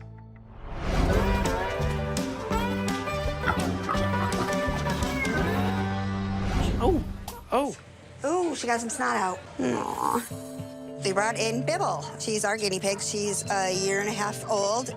This morning when I woke up, one of the first things I could hear was her breathing. It was louder and sounded more painful than before, and it was very concerning. You're okay, Bibble. Is you okay? Hi. Hey, how y'all doing? Good. So what we got going on here? She had a cough. She was labored breathing earlier. She's been eating okay? Not today. Yeah, not today. This is so not like her. She never stays still like this. So first of all, we need to take an x-ray, determine what these lungs look like, and that'll help us determine whether we have a upper respiratory infection or like pneumonia in the lungs. Okay. It can be pretty serious. All right. Okay? Yeah, I'm fine. Okay. So what I want to do first is take an x-ray and see where we are, and then we'll see what our plan is for you, okay? All right. Also, I'd say watch your finger just in case she tries to bites too? Yes, she nibbles. Bibble presented with respiratory issue with breathing. I'm really concerned that we're dealing with something like pneumonia. It can be deadly in these guinea pigs. This is our first x-ray we took. So mostly in your lungs is mostly air, so it should be dark. We look in this spot here, it looks pretty white up there. So what that tells me, we do have a little pneumonia. So treatment-wise, we do a couple things. One is antibiotics, okay? 2, we're gonna go on some anti-inflammatory. With this medication, hopefully make her feel better. If things change and we get worse during this period of time, you need to get back in. Okay. I really feel like with medication that Bibble is gonna pull through. We're gonna get all this mixed up for you, and we'll come back in just a second, okay? Okay, thank you. We're gonna mix up. Ooh. She be bitchy? Yes. You're a little biting, little something. No, ma'am, don't bite. Don't bite. Calm down. No, ma'am, don't do that. Ouch. You trying to fight me, man? Should have called you Nibbler. Luckily, Bibble got in today. Had it waited a day or two, it may have succumbed to pneumonia. You were right. We like to nibble, don't we? I'm back down like, hey. Here you go, bud. All right. Once a day, it goes in the refrigerator, okay? We got our antibiotics here, Mama. This is apple and watermelon flavor. Ooh. She said, what did that taste like? All right, then. All right, let me clean you up there. You can even bite me if you want to. Now, listen, let me give you some instructions here. You have to get well and feel better today, then a little bit better tomorrow. Then I need you back to full strength. Is that a bet? Is that okay? There you go. Okay, that's a yes. All right. All right. I knew when we were gonna walk out, we were gonna hear some news about her that we weren't gonna want to hear. But I'm hoping we can get her, healthy again. I'll probably be the one that stays up late, make sure that she's still breathing okay. She's kind of delicate right now, and I have to keep an eye on her. We're gonna let you go back to mommy. I'll take care of this baby, okay? Keep me posted. If you need us, give us a call, okay? Dr. Hodges and surgery tech Paul are fielding a call from a local university's agricultural research department. So you don't eat fish? I don't really prefer it. Well, I like fish. All kinds of fish. Fish sandwiches, fish, Fish tacos. fish and grits. One of my specialties. I like to cook salmon. Oh, yeah, you know what? I take that back. So I you do love like- I love salmon croquette. Okay, so you make the salmon croquette from the can, right? So you think just because that salmon is in a can, it just come from the fish factory? Yeah. With no... Whatever helps you sleep at night. I got you. Can we get some of that canned fish? The canned fish. He don't like the real fish. Yeah, the He can. like canned fish. Can, It just- with biscuits. Whew. So we're at Fort Valley State University, my alma mater. They called me and they were having a fish problem. I've loved fish since I was a little boy. I actually graduated with a degree in fisheries biology. I'm a fish guy, so I'm here to help them solve that problem. How are you? Good. What's going on? Well, for the past 3 months, I've been noticing that my tilapia have been dying. I'm a fish assistant at the Fort Valley Aquaculture Center. Right now, we're focusing on breeding tactics for the fish. I put some new tilapia inside of a tank, and I noticed them jumping out, and they have a loss of appetite. So I was wondering if you could figure out what the problem was. Okay, let's see what we can do. I need to make sure that my babies are okay, so hopefully he could fix the problem. These are my babies. All right. This don't look too bad, but I definitely see them trying to scrub themselves on the bottom and circling around a little erratic. So you got some that died? I got it right over here for you. All right, see this white in the gill? Mm-hmm. So fish need gills to breathe. Yes. And when they start getting this white proliferation here, bad news. So what do you think? It's parasites. These things are microscopic. You can't really see it, but I knew it was some kind of parasite. My job was to figure out exactly which one, because these little boogers are deadly. All right, Paulie, I'm gonna catch a fresh fish, get a piece of the gills. Go ahead and set me up a wet slide. There's slides right here. All right, who's gonna be my fish guinea pig? Will it be you? All right, so you gonna be my guinea pig. As I let my fish go. They're determined not to get in that net. Oh, boy. That wasn't the fish I wanted. I got you. All right, he's smarter than the fish. There you go. All right, I'm gonna take just a little piece to the gills for my wet prep. Wet preparation is a diagnostic technique where a small tissue sample is taken and checked for signs of specific disease. Oof, this does not look good. Your fish has something called trichodenum. When you have a few, it's okay. But when you got a microscope full, that's a problem. What happens is the parasites attach themselves to the gills. The fish can barely breathe. So this type of parasite become a real heavy burden on the fish, especially when you got a lot. In close quarters, that parasite can run rampant, and you could just have a pool of dead fish. You got these tanks, and then you have one back here that circulates as well? Yes. These two circulate together, which also connects to all these. So if one fish has it, pretty sure all these fish has it. And if all these fish in here got this, they all might die. This does not look good. Oh, boy. Fort Valley needs these fish for research, so we gotta make sure they do okay. Ain't it right, fishy? Dr. Hodges discovers a deadly parasite at the university's aquatic research facility. We gotta get this fixed. Let's go look at the ones in the big tank. So in the big tank, these are also tilapia, and I am sure there are thousands of fish in there. The reason I want to check these guys out is water is in there circulating, so if these guys have trichodenum, we got a real problem. I gotta get some of these fish. If you need help, let me know. This ain't gonna work. You can barely reach the bottom. Maybe I can catch this. You know what? Just get my waders. Oh, here you go, sir. Here you go. Unless you're gonna jump in there and grab them. You got your waders right here. You called me out here. You ain't tell me I had to get in. It's a surprise. I did not plan to go swimming. Look at them. They sweet fish. Well, Dr. Ferguson when I need him. All right. Who's gonna be first? Come on over here. Paul, you ready? Ready, you got like one? You ready to me? Where your bucket? Bucket right here. You got the fish? You worry about the bucket. My name is Hodges. You ready? I got 3. You got 3. Now you put the waders on, voila, we have fish. Pretty good at this thing, Doc. I was in school for a long time to learn that. All right, boss. Let's see what we got. Oh, boy, this fish is more covered than ever. You see the same thing? Same thing. I was hoping it was just gonna be isolated to that one. So with the circulation, all of them got it. So all of them gotta be treated, and it's all bad. And these fish probably wouldn't have been with us in the next week or 2. I'm gonna fix them. As long as my fish are okay. Here's our game plan. Formalin is the treatment for trichodanial infection. The good way to go. Formalin usually works. So you have your sick tank, so you just gonna transfer them to those sick tanks. I want you to put some in this one, since it's its own unique circulation, and then we're gonna use this one. Treat them, and we're gonna get this thing fixed up. These organisms have to live on the fish, so once we get those taken care of, then we can put them back in the main tank. All right, so we gotta get this formula action going. All right. I know you hear about formalin from out this stuff that we usually put dead tissue in, but I ain't gonna kill your fish, don't worry. I trust you. I promise. Formalin is deadly, so you gotta use the exact amount of formalin or you can kill the fish along with the parasite. Get on up here. Come on, take a step. What do I do? So just kind of fill it up. Paul's gonna give me my formalin. We put it in, and we're gonna treat some fish. How long does it take for the parasites to go away? I would think in the next few days. Formalin does the trick. We're gonna get rid of this trichodana. We're gonna have these guys ready for research, and Fort Valley gonna be straight to the top. It was really scary. I was very concerned, but as soon as he told me he could fix it, I felt much better. I really do appreciate Dr. Hodges. It was glad that he can come in and help me really diagnose it and fix it. Dr. Hodges is the best. Why not want the best for my fish? Thank you so much. All right, no problem at all.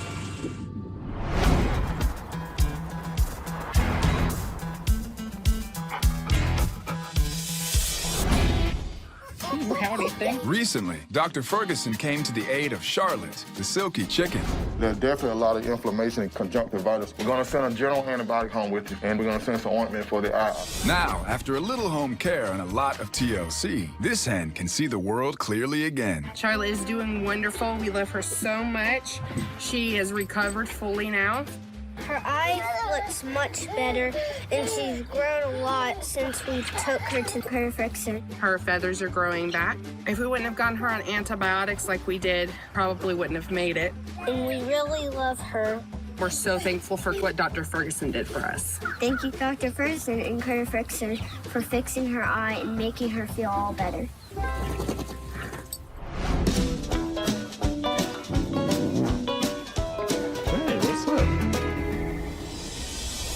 So all our vitals and all our, as far as infection, we look good.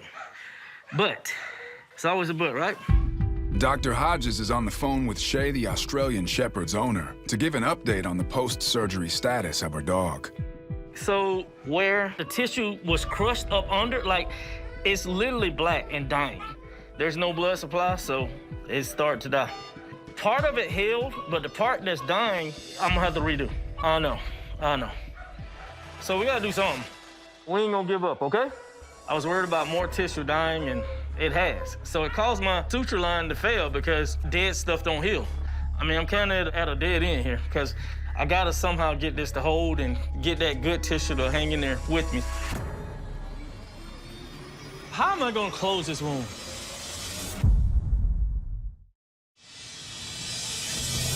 Look at it, all that tissue's dead. Gosh. You don't even feel it. Just dead, man.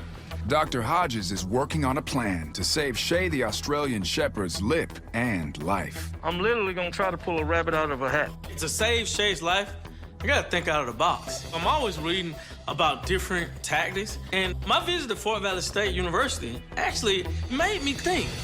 I'm gonna try a trick and see if I can get that area to hold using tilapia skin. Tilapia have been used in many types of experimental approaches as far as skin graft. So I made a call down there and I was like, I definitely could use some fresh tilapia in my bag of tricks. And they weren't the ones that were sick. You know how to fillet fish? Do I know how to skin it? No. I know how to eat it. First thing you have to do is harvest your skins and get them cleaned up. So just keep rubbing it and it'll, oh, okay. Tilapia skin provides collagen and elasticity, as well as properties that stop pain. It's experimental, and it's not done much in veterinary medicine. I'm not sure if it's gonna work, but I think it's Shay's only hope. All right, let's go to work. This is the Hail Mary. If this don't work, I'm gonna have to euthanize this dog. Oh, this is nasty. It's super infectious. It's seeping. You got dead tissue that I'm gonna debride, put it back together, then hope it holds to the jaw, then put my suture bandage of fish skin to bring collagens and all the different things we have. So I don't know what's gonna happen, but it's gotta be the perfect storm. Everything has to work. All right, go ahead and put your tilapia skins right here. Let's go for it. It's gonna work. All right, I'll try this piece here. They teach all this in vet school, dog? No, they did not. I read about it. They do this with people all the time. If you think of it, it's almost like baking a cake. So I'm bringing the jar together and I'm baking my cake. Tilapia serves as my icing, but it's the icing that makes it look great. Oh, that's what I'm talking about. Oh, yeah. Part fish, part dog. What you call that? Doggish? Yeah. Huh? That is awesome, man. We'll see. We ain't gonna see it gonna work. We ain't gonna see it gonna work. Sometimes it's good to have some assurance that you're doing it right. You just need a chili to be like, rah, rah, rah. Right. So it's always great. It's doggish now. It's butamus and doggish. For sure. And you're a good chili. Thank you, man. Hoping this holds. I'm hoping I get a seal. I tried to bring all the blood supply I can. Not perfect by any means, but got no choice. I guess it's gonna have to do. Oh, look good, though. Surgery's done. You know, this fish may feel a little weird with a little tightness, but I mean, consider his jaw is hanging almost off. I mean, I'm sure this is definitely feeling better, but I needed it to stay. My ideal thing would be for this to start granulating and healing while my fish skin dries and forms a scab on top so nothing can penetrate in. We have the protection, and hopefully we do fine. Time will tell.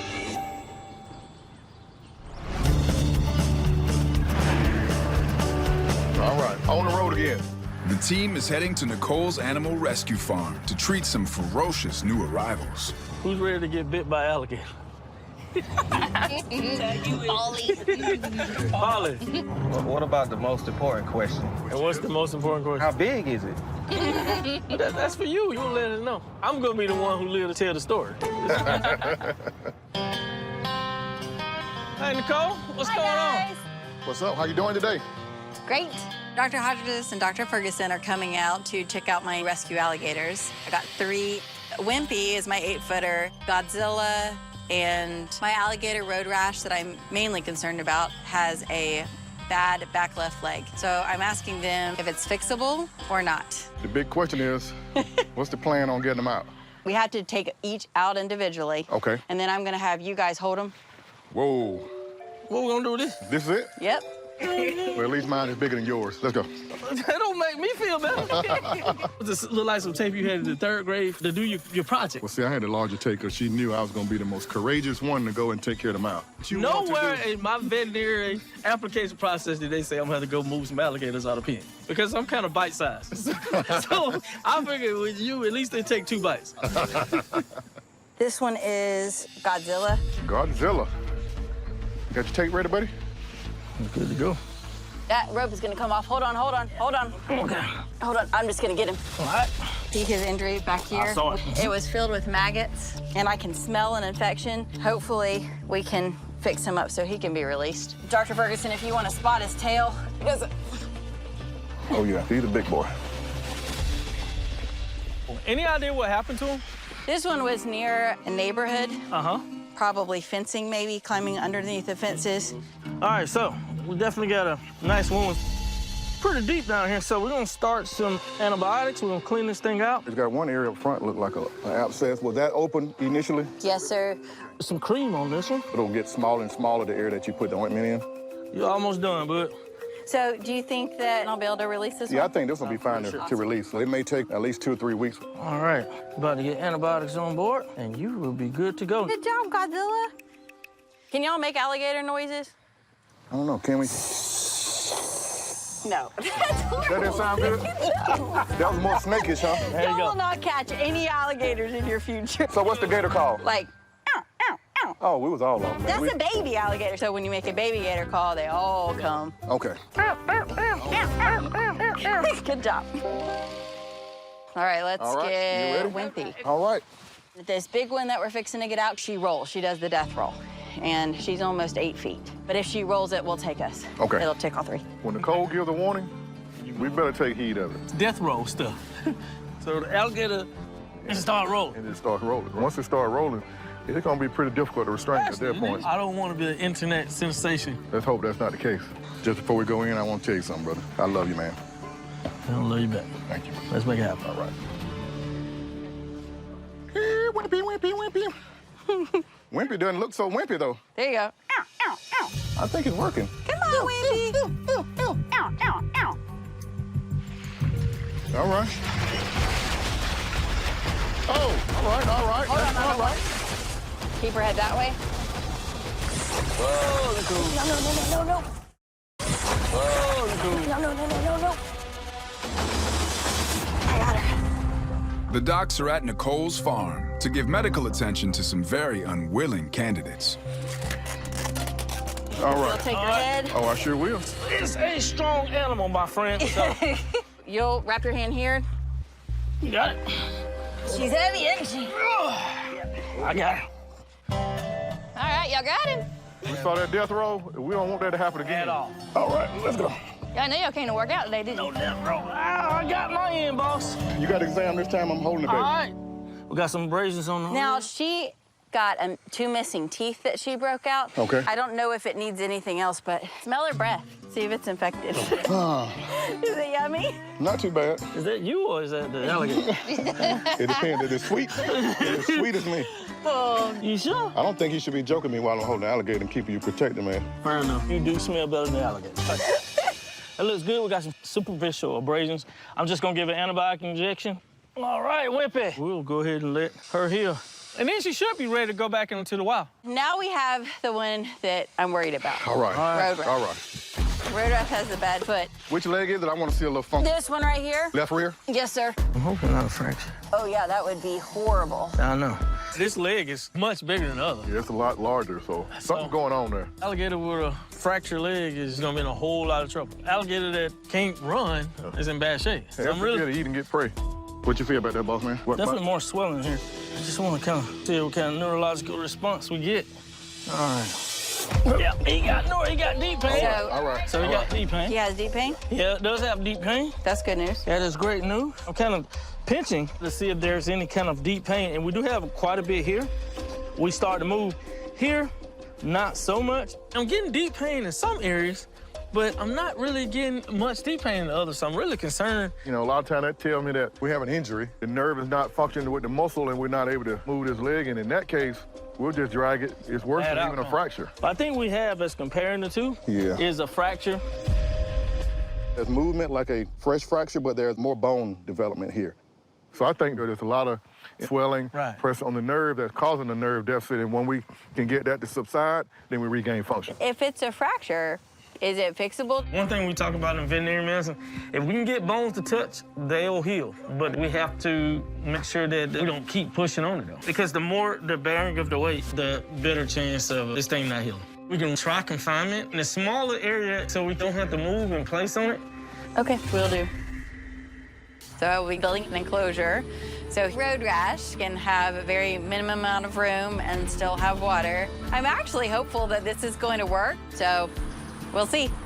We'll see if it heals. All right, thanks, guys.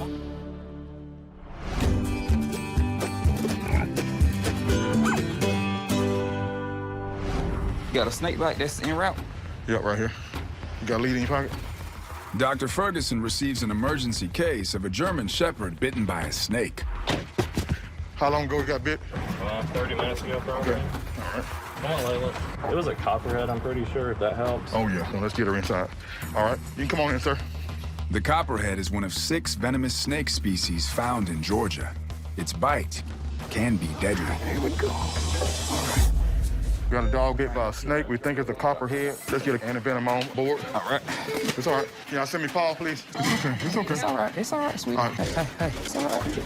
Venom causes a lot of swelling, a lot of inflammation, but overall it causes issues with bleeding internally. These guys can either bleed to death or neurological, they have issues, and it can result in paralysis and death. What you need, Doc? We need one of y'all to hold up so we can try to get a catheter in, because she's pretty fractious. Okay. Give me some antivenom. Yeah. So we can get on board. All right. Snake bites can be time sensitive because we only have a small window that we can give antivenom, and it's going to work for it. So we need to get this antivenom on board right away.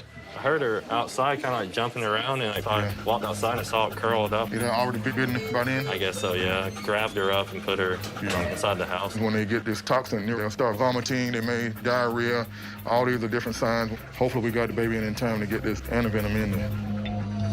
And see, it doesn't take long for that swelling to start there.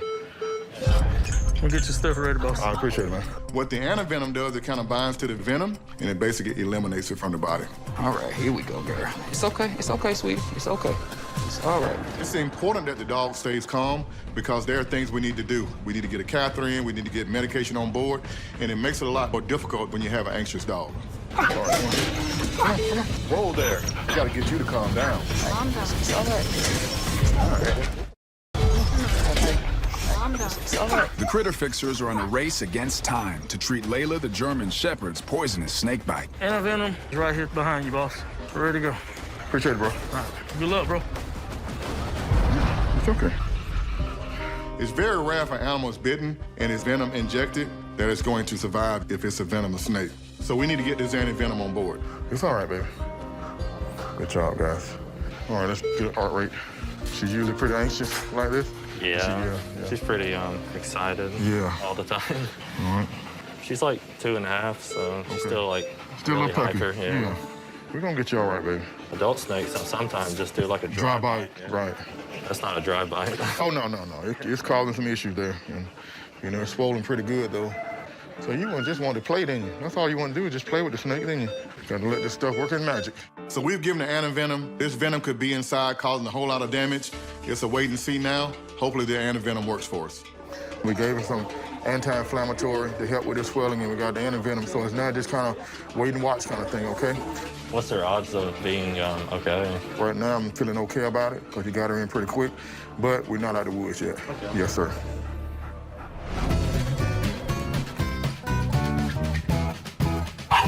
Shay, what's up? Every day I would come to work, and the first thing I would do is make a beeline to Shay's cage because I wanted to see if this tilapia skin graft on Shay's jaw was actually holding. Let's see what you're looking like this morning. So it's forming a good tight seal. I just need you to stay in place. Our fish seal seems to be working. I see red tissue, which is good. Oh man, look at that. My fish is still holding here. It might hold, fella. Jay, you are a whole different dog. That bandage will eventually fall off. It's just amazing her temperament. I mean, look at her. I hope this tilapia skin works. Let's see. Man, that healed up nice. Wow. Our fish did his job. Look at that jawline. It has come back. We can see the teeth. It doesn't hurt. That is nice and pink and holding very well. You're a great plastic surgeon. I'm ecstatic. So I feel like I can send Shay home today and look like the tilapia did his trick. Yeah! There it is. You're a dog part fish now, right? Hey, Shay. That tilapia helped save this dog's life. Sometimes you just gotta be creative. That is what we want, so we good. All right. Oh, thank you. Oh, my God, thank you. You're the best. Such a relief and such joy that she's going home. I'm so grateful for Dr. Hodges, all he did. It's unbelievable. Gonna definitely cherish every moment. Y'all good to go? Thank you. Love you so much. Love y'all too. All right, no problem. See y'all later. Isn't that amazing, Paul? I'm telling you. So after weeks of hoping that I can make Shay better, to unite Shay with Brenda and to see both of them play, and it makes it all worth it. It's why I became a veterinarian and why I actually think this is the greatest profession in the world. It just is an amazing experience. Let's go home. Yay! Say you're free.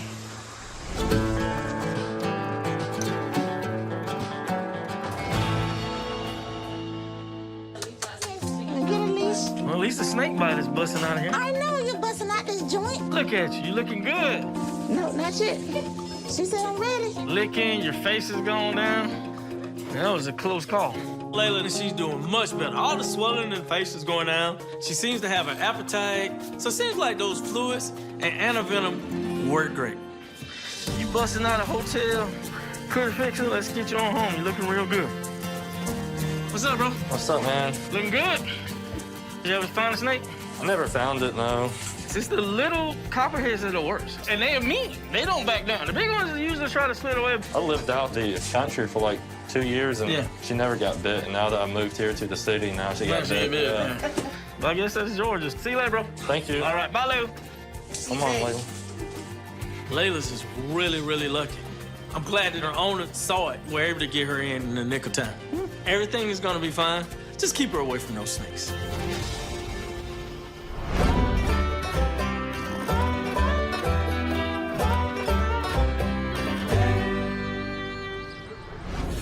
It's all right, buddy. You hiss him a little bit. Nicole arrives with Road Rash the alligator to find out if his leg has been healing. Let's see what we got on the X-ray. That actually looks better. I mean, looking at the bone, the swelling's down. Yeah, it looks a lot better. I mean, much better. I want to see how you walk.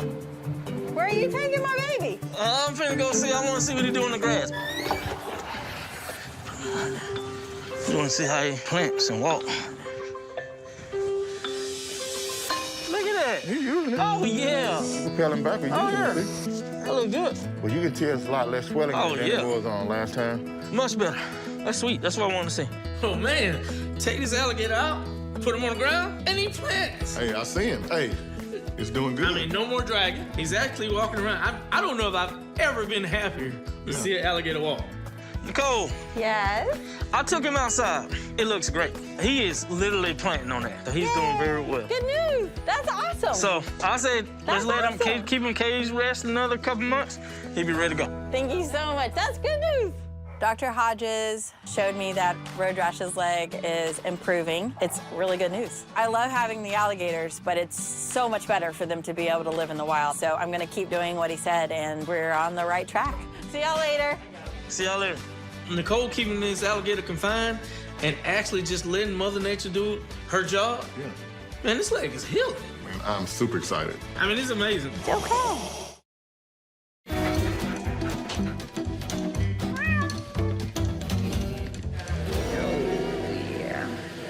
Living in the country, Yeah. I know there's a lot of stuff we see that there's no way they seen in big cities like LA or New York. I know that we've seen some big snakes. Yes, definitely see them here and all the time. All the time. Yeah, Starting out like this. Yeah, and then, where?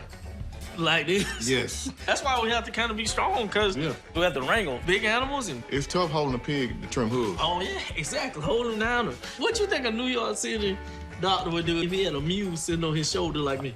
Oh! And you can always tell the difference, too. How's that? Because we never wear white coats to work. If I move to New York, You can put that white coat I on. need a white. And I'm going to say, look at you, man. Like you told me, you got to turn in your country card. No more mules. You good? Yeah, I'm gonna dry this thing, though. Today, the cases are rolling in at Critter Fixer Veterinary Hospital. Yeah, let's see what we got going. Oh, wow. It's a little bit of snake, man. Yeah, she's tiny. I thought she was big. I brought in my big reticulated python, Shiva, because she has gum inflammation. We named her Shiva off of a video game character that has 4 arms, and it takes more than 4 arms to carry her. I also brought in 3 of my other snakes that may be pregnant. Man, she is super strong. Whoa. Travis, can you give us a hand, please? She's gonna fight us the whole time. How long you had her? Just a couple months. Tell on the press wrist. Yes, sir. Richie, hurry up, buddy. If you hold right here, hold that curl. There you go. Huh? I know, such a sweet girl. I mean, I definitely see stomatitis. Basically, inflammation in there. She might not like this a whole lot. I know, sweet girl. I'm gonna go look under the microscope. I'll be right back. Sounds good. All right. Boy, this is a lot of snake, man. Yeah, I feel like kind of trying to wrap back there a little bit. If you let her wrap around you, you might be more comfortable. I'm gonna pass on that. What you see over here? Coxsackie? You got bacteria? Well, at least we know. It's stomatitis, which is basically a bacteria infection. I'm gonna get some antibiotics and we'll move on to the next snake. All right, boss, got some answers for you. It is bacteria, so it's basically stomatitis. It's just got a really bad mouth infection. So I'm gonna get you some antibiotics. Who we think might be pregnant? The 2 red-tailed boas. Happy big girl. All right, get my buddy here. T. I have 21 snakes. My entertainment center is an enclosure. I built a bar that also has 2 enclosures. My bed's an enclosure. We're very attached to them. You want to see if they're pregnant. You remember just back in vet school, pythons have what? Eggs. Pythons have eggs. Yep. And boas have? Live birth. Live birth. On these babies here? Yeah. She may be pregnant? Okay, just do the x-ray. To determine pregnancy, the docs must verify the presence of fetal skeletons inside the boas' bodies. All right, ready? All right, we're shooting. There we go, baby. We got 2 employees for the front, right? Richard hop in there with a 100-pound snake and hold him And won't let go. and won't let go. And that's a great thing. Why y'all sweating, man? Why y'all sweating? Just a little snake, man. Just a little snake. This is Big Girl. What we're doing is looking for the calcium in there. She could be early. Big girl might be pregnant. I can see a tiny bit of bone showing in her uterus. Up next is Happy. I'm interested in Happy the most. This is Happy, right? I think we might have some calcification there. I see some early skeletons, so there's a good chance. Got a shot. Happy has early signs of pregnancy. 2 for 2. Next up is Journey, the python. I might take this one here. Hold on, hell, man. Y'all pretty close, aren't you? I told you if you just let her wrap around you. The same with Journey. Journey's real chill. Journey, she's about 18 feet and close to 100 pounds. She's something to look at for sure. That is a lot of snake. I mean, look at that color, though. Gorgeous. All right, y'all ready in the x-ray? All right, let's go to x-ray. Snake this big, you do not even want to handle it by yourself. No, it can get dangerous quick. A snake like this wrap around you. You're not getting unwrapped. You got a big patient when you can be in the x-ray room and out the x-ray room at the same time? Sure live. Let me help you out, boss. She moving. Man, you always there when I need you. I got you. Shoot in. Let's pray for good news. Never did a pregnancy check on a snake this big. I never handled a snake this big. Well, the good thing about it, everything will be large on the x-ray. For sure. Don't see nothing there yet. So unless we early. Yeah, nothing large enough to call it 100% though. From what Dr. Ferguson said, that we weren't a definitive yes, Journey was pregnant. I'm hoping for babies for sure. Man, I wish we had babies. Told you it's a pretty snake, man. Yes. Happy and Big Girl, they were showing early signs of pregnancy. We're really, really, really excited about that. We will be grandparents.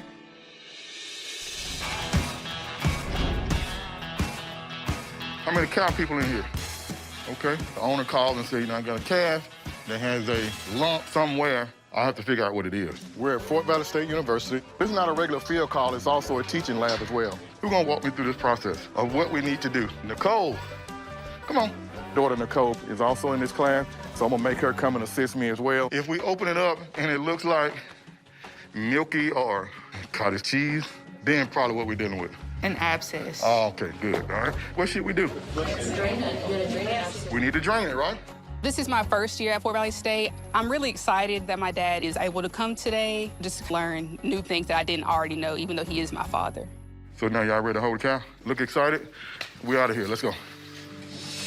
I got a lot of calves running around here. I'm gonna teach the students practically what happens. They're in school, they're learning what, in theory, what happens. Now, I always say you have to be baptized with fire. So, you all right? Where's the calf? All right, cowgirl. Which one is it? Right here? Call us over to check out one of their calves. They're gonna go out, they're gonna turn around the calf up for us. It has a lump on its jaw. So we're here to see what it is and try to get this thing taken care of. Got him, Sierra? Yep. All right, come on here. We got him on both sides of our face. Okay. Come on, we're gonna go behind the truck here. Come on. All right, I think this area right here probably good as any. All right, hold right. All right, who you talking to? All right, guys, we probably got the layer down. I'll get it back and hold down. You want to get the front? We're gonna put her down on the right side down. We have to physically restrain the calf on the ground, and we're doing it so, one, the calf doesn't hurt himself. Two, we don't get hurt or injured in the process. What I'm getting ready to do is do a little needle aspirin, and let's see if we have anything now. It seemed like it had regressed some. It's a little bit smaller there. Any of you guys see this beforehand? Yes. Was it larger than this? Yes. Yeah. We're gonna open it up though and flush this pocket out. Would you say that abscess usually like dissolve themselves? They- Do they they- always need medical attention? Sometimes if they open up themselves and drain, then that's good. But when they don't drain is when it gets bad, because we don't want the animal to become septic, which means that the bacteria and stuff is now in the bloodstream and they got a full-blown infection everywhere. We got a little bit there. The area's gotten hard. I think it already has drained a little bit, but I still want to open it up and get it flushed out so it'll heal a little bit faster. What I'm gonna do, I'm gonna put a little local anesthetic in that area, then I'm just gonna make a little stab incision, and we're gonna flush that area out, and it has one on the other side. We're gonna take a look at that one too. How we doing, Cole? Talking about the calf now, not you. The calf is doing good. Good, all right. This is the first time Nicole has been in a field surgery, and she's held a cow down. You know, my heart is like, boom, boom, my baby girl is out here with Dad.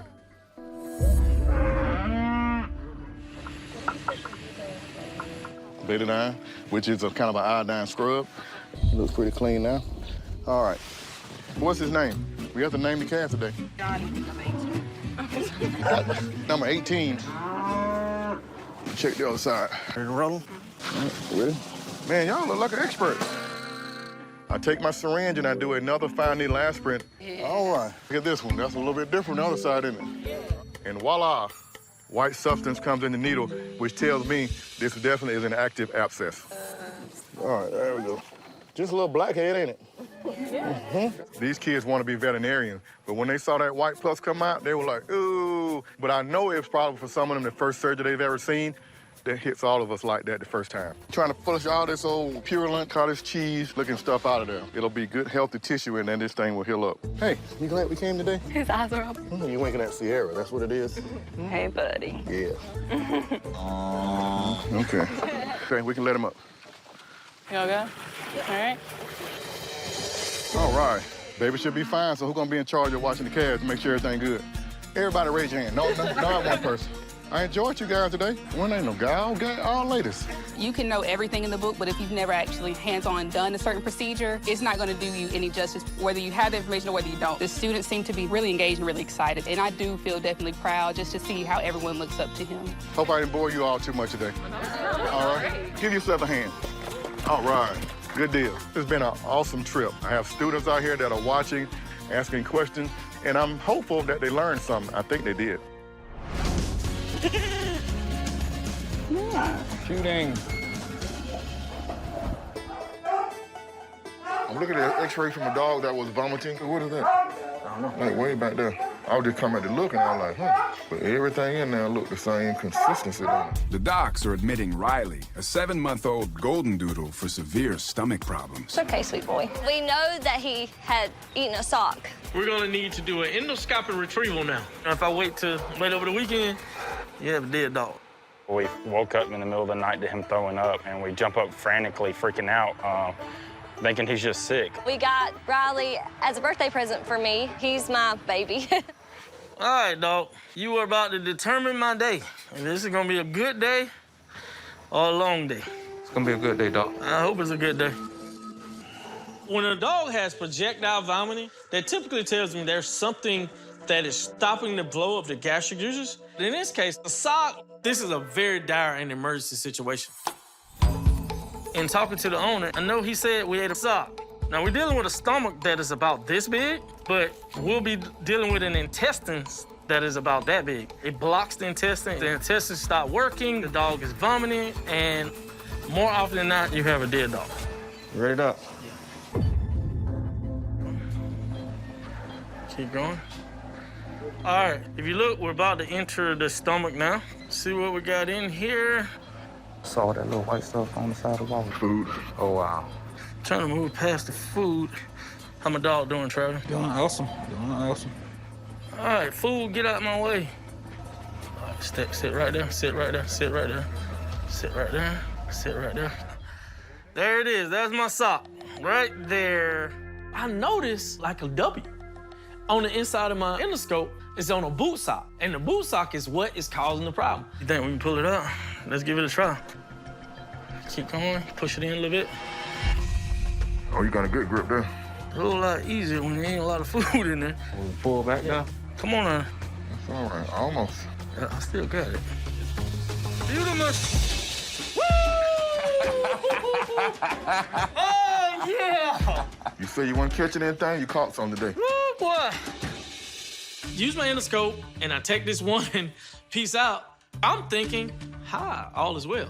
Do we see a W on this? When I looked in there with a scope, you remember, Paul, we saw like a W pattern. But none of these pieces have that. Because I originally saw a W on the pattern. You see the W? No W, Doc. That's not even a sock. This is a very, very dire situation. If the thread from the sock actually cuts the intestine, Riley could possibly die. All right, go fishing again. We gotta get back in there. After pulling out an unidentified object, Dr. Hodges continues his search for the sock Riley swallowed. Let's go for a look. When you're fishing, throw it in the same spot. You probably got some more in there. You know what you do, Trap? Yes, sir. Find that honey hole. Riley's stomach is filled with cloth items. That is bad news, and often you end up with an animal that doesn't survive. Go down just a little. Go for it. I'm going to your left. Well, that look good, though. Hold on. No. Okay. Sit tight. I'm an old man. Slow down for me. You just said you were old. I'm an old man. You gotta go. Take him nice and easy, nice and slow. Let's go. You heard that, Travis. Pace yourself. We got it on tape. Keep going. How we doing, Trav? We awesome. We working out about 116 over here. Perfect. Come back out. Come back out. Come back out.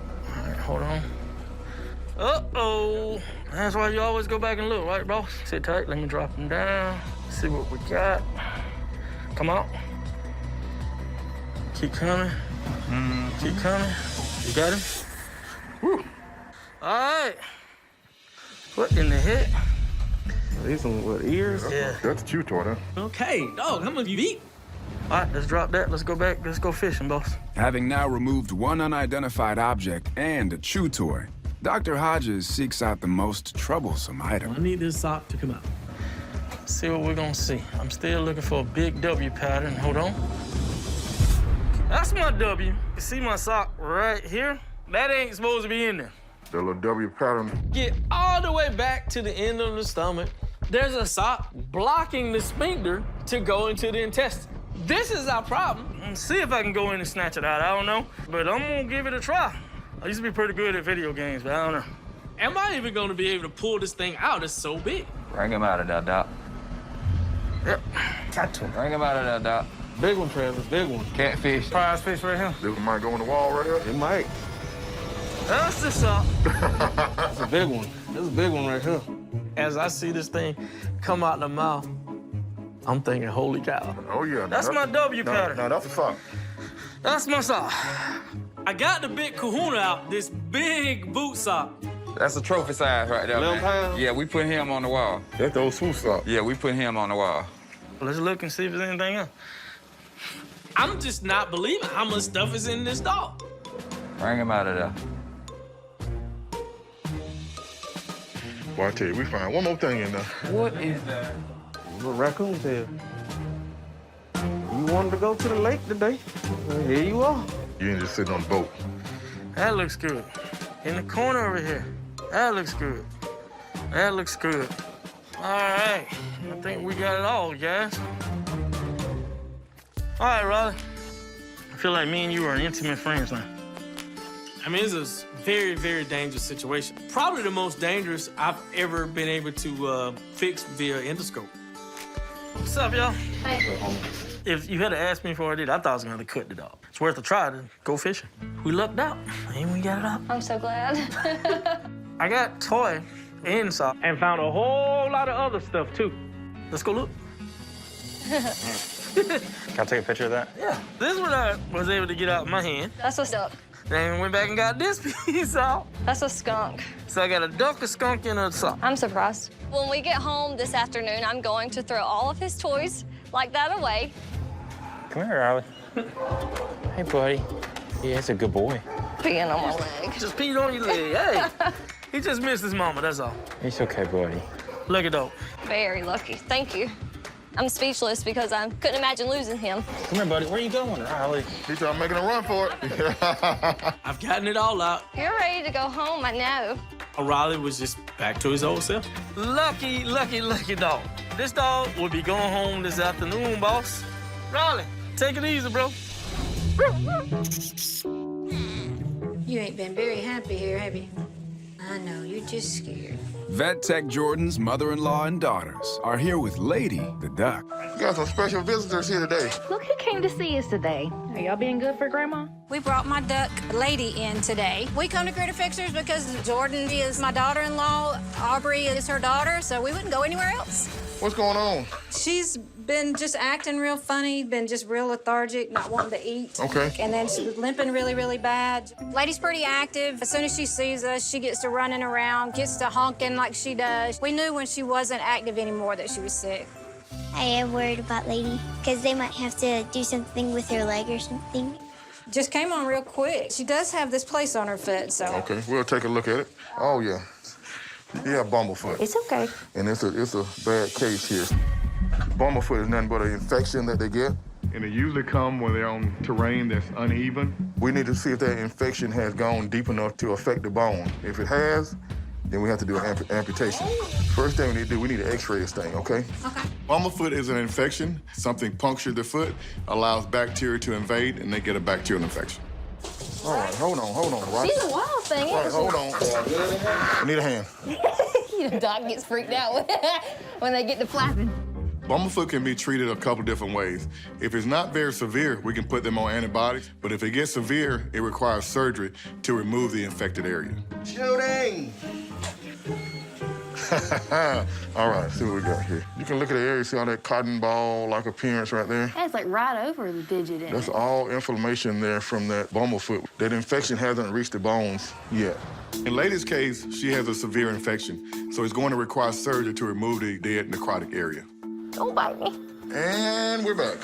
So that area is pretty extensive, but it didn't go all the way down to the bone. Okay. So at this point, we're not going to do an amputation. You know, Okay. I think with the antibiotics, we should be able to get that part in control. Okay. But we are going to have to do surgery and basically debride or cut away a lot of that dead tissue there. All right, so you got to leave the baby with us. Okay. We'll get the surgery and get going on everything and get on antibiotics and something for pain as well. Okay. We've sort of grown really, really attached to her, and we just want to make sure that she gets to feeling better. We're gonna get ice cream. You gonna get ice cream? Can I go? No. I'm gonna take care of the duck, so y'all can give me some ice cream, right? So yes, sir. Okay, there we go. Got a yes then. All right. All right, we'll see y'all later, okay?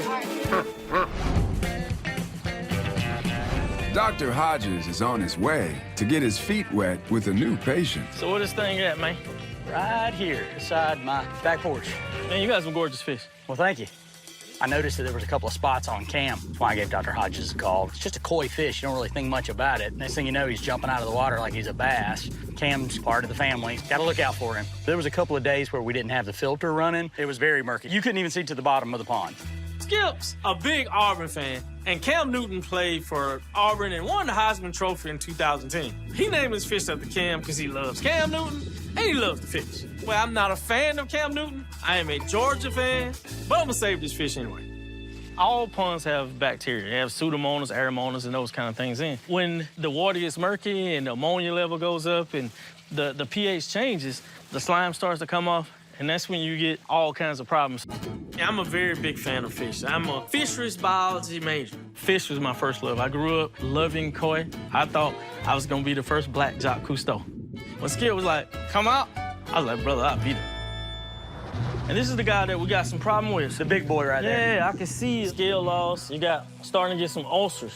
This fish definitely has a hole in the side. Anytime you have a damage to the skin or integument, it is very serious because now you have a pathway for the bacteria to come, to get through, flow through the whole bloodstream, and possibly kill this fish. I'll go ahead and see if I can get some mucus off and make sure I don't have any kind of parasites. Let's see if we can catch this fish. Get your bucket. Keep them over there? Yeah, because I'm gonna try to get them to that bucket. You put your bucket halfway in. I'm not gonna try to just scoop them out. That is my game plan, to get in, get some of the slime, put it on a microscope, take a peek, make sure no parasites, see if we have Pseudomonas, Aeromonas, and we'll treat appropriately. You gonna come to me, fish? He's hiding now. Come on out of there, bud. Looks like you haven't been fishing in a while. You need me to teach you? Somebody thought he was gonna just jump in the net. Come in a little closer, Fishy. Otherwise, I'm diving in after. Please don't fall in my pond. Come on out of there, bud. Out on a house call, Dr. Hodges tries to catch a coy patient, Cam. Paul, you ready? Yep. Got your water? Got him right here. Transfer. I think he's bigger than I thought he was. You see, here, flip over, I saw some other spots. Yeah. Are the scales actually gonna grow back? Yeah. I'm taking a little bit of this mucus layer here, put it on my slide. I'm just gonna check for parasites. In my experience with fish, anytime you have a damage to the skin, it is very serious. I wanna make sure that we won't have any parasites, so I made the slide. I don't see any parasites. We got secondary infections and a problem there. I'm gonna get some antibiotics on board and hopefully we get this fish better. Oh, I didn't see any parasites, which is good. We're gonna get some antibiotics on board. You ever gave a fish a shot? Not a fan of needles. I asked Skip if he wanted to learn how to give this injection. Of course, he said, no, I'll let you stick. It's the first time he's ever been out of water. I'm gonna go right under the dorsal. Dorsal fin. Yep. Skip, this is your triangle. Now you know how to give a shot to your fish. I'll leave that to you. You want to be behind the dorsal fins, make my injection, put my antibiotic inside of the fish, and it will work for a few days.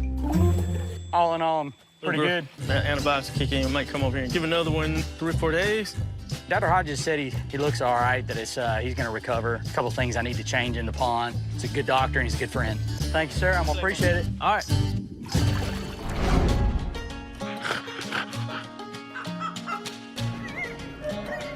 We're going down a little bit, Drew? Yeah. Okay. Paul, you stay on that hard, okay? I'm good here. Back at the office, Dr. Ferguson performs foot surgery on Lady the duck. That's the worst case of bumblefoot I've seen. But when they get this severe, they have to have surgery.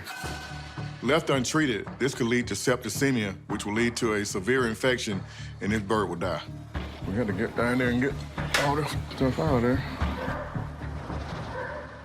Think you need to cauterize on this one? Probably could, yep. I didn't think it was going to bleed that much. I told you they bleed, don't they? Duck feet are very vascular, which means they got large blood supply. Hand good right here? Now, as long as it's got this electro pad down here, you good. We cut all this dead tissue out, so our next step is to use the electric cautery. Basically what it does is cauterizes or stops the bleeding in these areas by electrical stimulation. You a tourniquet up there, Jordan? That was a tourniquet. Let it go a little bit, Jordan? Yeah, there you go. How we doing, Paul? Heart rate good? Doing good. You think you got it all? Yeah, it's just gonna take a while to heal, though. Sometimes it may take up to a month to 6 weeks to heal. Bumblefoot come from a lot of pressure, and this area is inflamed, which means that as we're standing, the inflamed area will be the first to touch the ground. We don't want it to. We want it to have some relief. Okay, call my girls. They're going to be excited. She made it out. Made out of surgery, huh? Made out of surgery. Yeah. We use a donut-type bandage around the area of inflammation so that the pressure is on the bandage and not on the sore itself. Okay, let's wake this baby up. There you go, wake on up. You got a little drunk there, kind of a little bit? Hey, hi. Yeah, get Jordan. Jordan? You know she bites. Yeah. Good morning. Yeah. Jordan. No, that way. She said, you swaddle you like a baby. I was able to remove the core, which is the area of infection, close it up. We have a donut bandage on there. Good girl. I expect everything to be great. I know Jordan's kids are gonna be happy that we're gonna be able to get Lady back home. I know, I'm sorry. Don't bark at me. My mother-in-law, she has 3 or 4 ducks, lives in a cow pasture. It's nice to be able, for anything that goes on with the farm, something happens to my mother-in-law's duck, she can just call and say, hey, we want to bring her up, and we can just get her in immediately and get her checked out. So. We're gonna let it be dark so you can go nighty-night. Call your folks now. I'll give them a call, tell them to look good. There you go.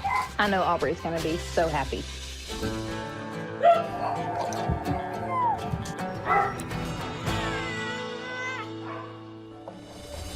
Hey, Doc, we got an emergency. A newborn wild piglet arrives at Critter Fixer in dire straits. Got up this morning. It wasn't moving like it should. It was listless. I think something's definitely not right. Chrissy, the pig, is 3 to 4 days old. People bring me their orphan animals. If we can get them the medical attention in time, we can save a lot of them. That's an emergency situation. Barely breathing, cold. In other words, almost dead. What's the heart rate? It's not good, Doc. Newborn pigs aren't able to control their body temperature. That's why you always see them huddled up. Pigs whose temperature drops a couple degrees is in trouble. Give me a temperature. We're on the low end. Yeah, I need to get you warmed up. This pig's temperature is 90 degrees, which is 10 degrees below where it should be. I mean, this pig is hypothermic, which is really, really bad. Probably got a little cold last night. His temp's down to 90. I gotta figure out a way to somehow get this pig's temperature up another 10 degrees, or this pig isn't gonna make it. Tell them to give me some warm towels ASAP. Hey, tell them to give me some warm towels ASAP. Dr. Hodges is giving critical care to Prissy the piglet, whose body temperature is dangerously low. Worried about the blood sugar? Let's see if it dropped. Some Karo syrup. Where's some Karo syrup at, y'all? Prissy has a low temperature, really, really faint respirations. This pig is basically almost comatose. I'm trying to figure out how can I heat this pig up as fast as I can and to get some blood sugar in it as fast as I can as well. All right, see if we can get your blood sugar up a little bit. Yeah. They're kind of cute when they're little. She's a cutie now. Go ahead and give me my bag and my blow dryer. Garbage bag. Where's our blow dryer at? All right, we're gonna try to hydrate the little piggy. Give him some fluids. Got a little dextrose in that bag. See if we can warm him up. If you get so hypothermic, the body starts conserving the blood. It keeps it towards the heart and maybe to the brain. The rest of the body starts to shut down. This poor pig doesn't have the capacity to even get the blood circulating. Try to get him warmed up. I need a squeal, buddy. The body say, look, we're gonna divert the blood to where you need it. And that's your brain, that's the heart. Your vital organ. Vital organ. Little squeal. I have the incubator, but this pig needs direct heat. This was the fastest way for me to heat this pig up as fast as possible. How we doing, Doc? Come along. It's getting better. We'll see. His temperature is getting up to close to where I need to be. I can feel the heartbeat now. It's definitely picking up. Yeah, it was foaming and no oxygen when they came in here, so, okay. Temp. So it's come up to about normal. So our temperatures come up to 102. Let's go ahead and put a monitor on. So you reckon any of your staff would like to raise that? We got a perfect place for her. Okay. She'll be out there with two more like her, right. Some chickens. Put her right in there, and then I'm gonna take the machine. All right. Pig was just barely breathing, cold, temperature almost 90 degrees, hypoglycemic, which is basically low blood sugar. And the heartbeat it's not great, but it's beating. We're still not out of the woods at all. That's a pharaoh one, too, isn't it? Mm-hmm. That long face. Mm-hmm. Hey, get that oxygen out. Turned around, I noticed Prissy wasn't doing well. Here you go. Give me some epinephrine. Here you go, Doc. Oh.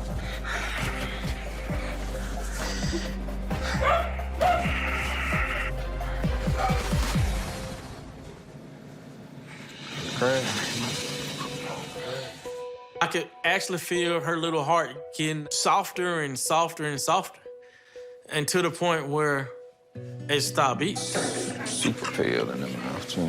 Thought you was gonna get to come to the country, boy. Just tap up. To be there for the last breaths and to watch the life actually leave is very hard, and it does something to you. I know it, man. It's pretty. She's pretty old baby, too. Dang, I hate that. Wow. Hey, good try, though, man. Give me 1 second. I'll look at it. What you got? You have to stop and regroup and get yourself together emotionally because it hurts and you're in not the greatest place. Damn. For me personally, how I handle it, I need to be alone. Yeah. I need 5 minutes by myself. No one's looking, no one doing anything. It hurts, Yeah. you know? Yeah, Dog, it doesn't cat, matter. Rabbit, cow, pig, snake, if it dies, then it hurts me. Yes. I understand his heart and where he is. He has to get a hug too. And I'm like, man, we in this thing together. Yeah, he always You don't have to absorb it all. I'm taking some because in room 3, we have a 6-week-old puppy and a new owner. They haven't had a puppy before. They need us to be Dr. Hodges and Dr. Ferguson.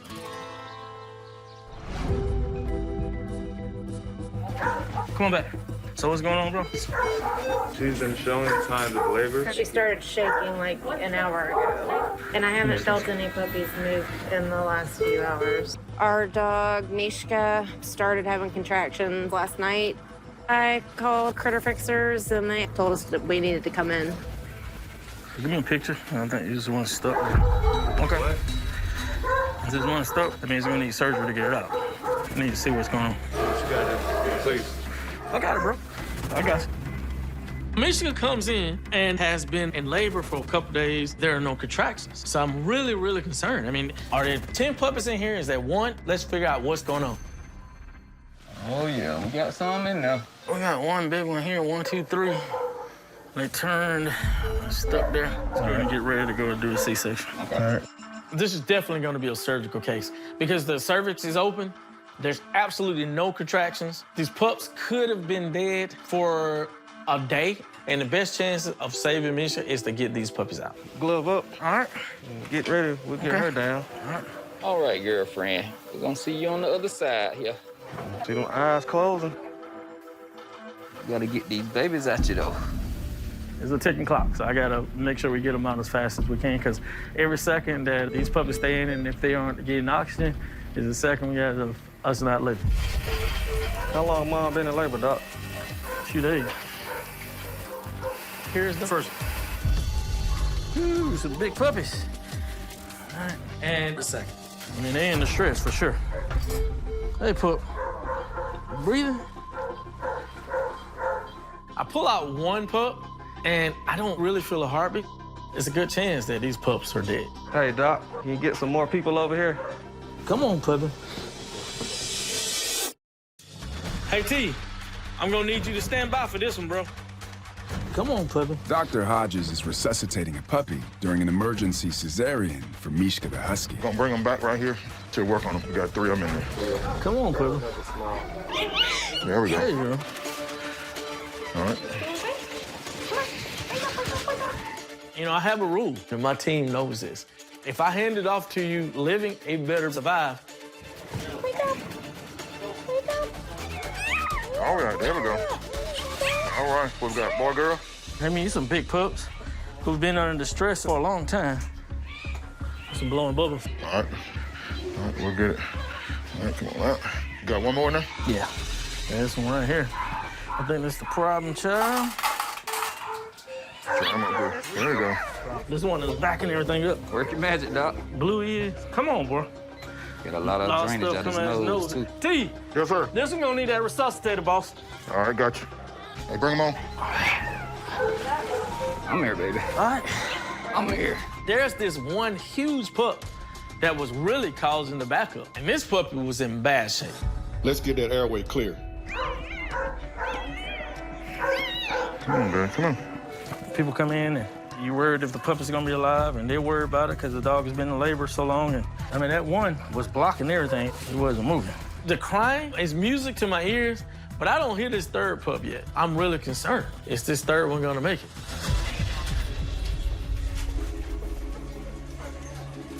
Come on. Come on, man, come on. There we go. There we go. There we go. There we go. Everybody doing good? We just continue to stimulate them here. Man, these are some big puppies. Yeah. Sound like they all right, Doc. I can hear them. All right, so I hear some puppies. You know, as I'm sewing up and trying to make sure Misha's okay, hear the third cry. I'm feeling a whole lot better about this situation. All right, Hod, you back 1,000, buddy. It's all good, baby. 3 for 3. Everything looking good out here. Team effort is everything, and fortunately, I have an amazing team. This story ends well. Mom's doing well. Puppies are living, so another day. Such a good girl. Hear him? Good pup. Come on, you gotta find it. Yeah, I know. Get in there and do it. Come on. He was the one that was blocking everything. I just want to make sure she recovering up real good. Still being a good girl. She's a better mom than a lot of ones I see. Sometimes first time, when they just get up and leave them. Dr. Hodges did his utmost best, and he saved not only Mishka's life, but all 3 of our puppies. Puppies. Critter Fixers has always been the way to go. Dr. Hodges is great. The hard part is over. All right. All right, I gotta go back in and do some surgery.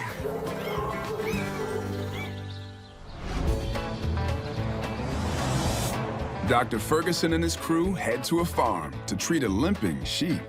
How long have you been at Critter Fix here? 5 years. 5 years. Funny story is, guys, this is the only job I've ever had. I wouldn't know what to do outside of critter fixing. Everybody got a little bit of longevity going. I know. That's awesome. You do know the difference between a sheep and a goat, right? It's all in the bar. It goes by. One goes there, one goes by. All right, then. So you're going to do the sheep call when we get there, right? Yeah. Oh, yeah. How you doing? Hey, pull on around all the way to the barn. All right, sure will.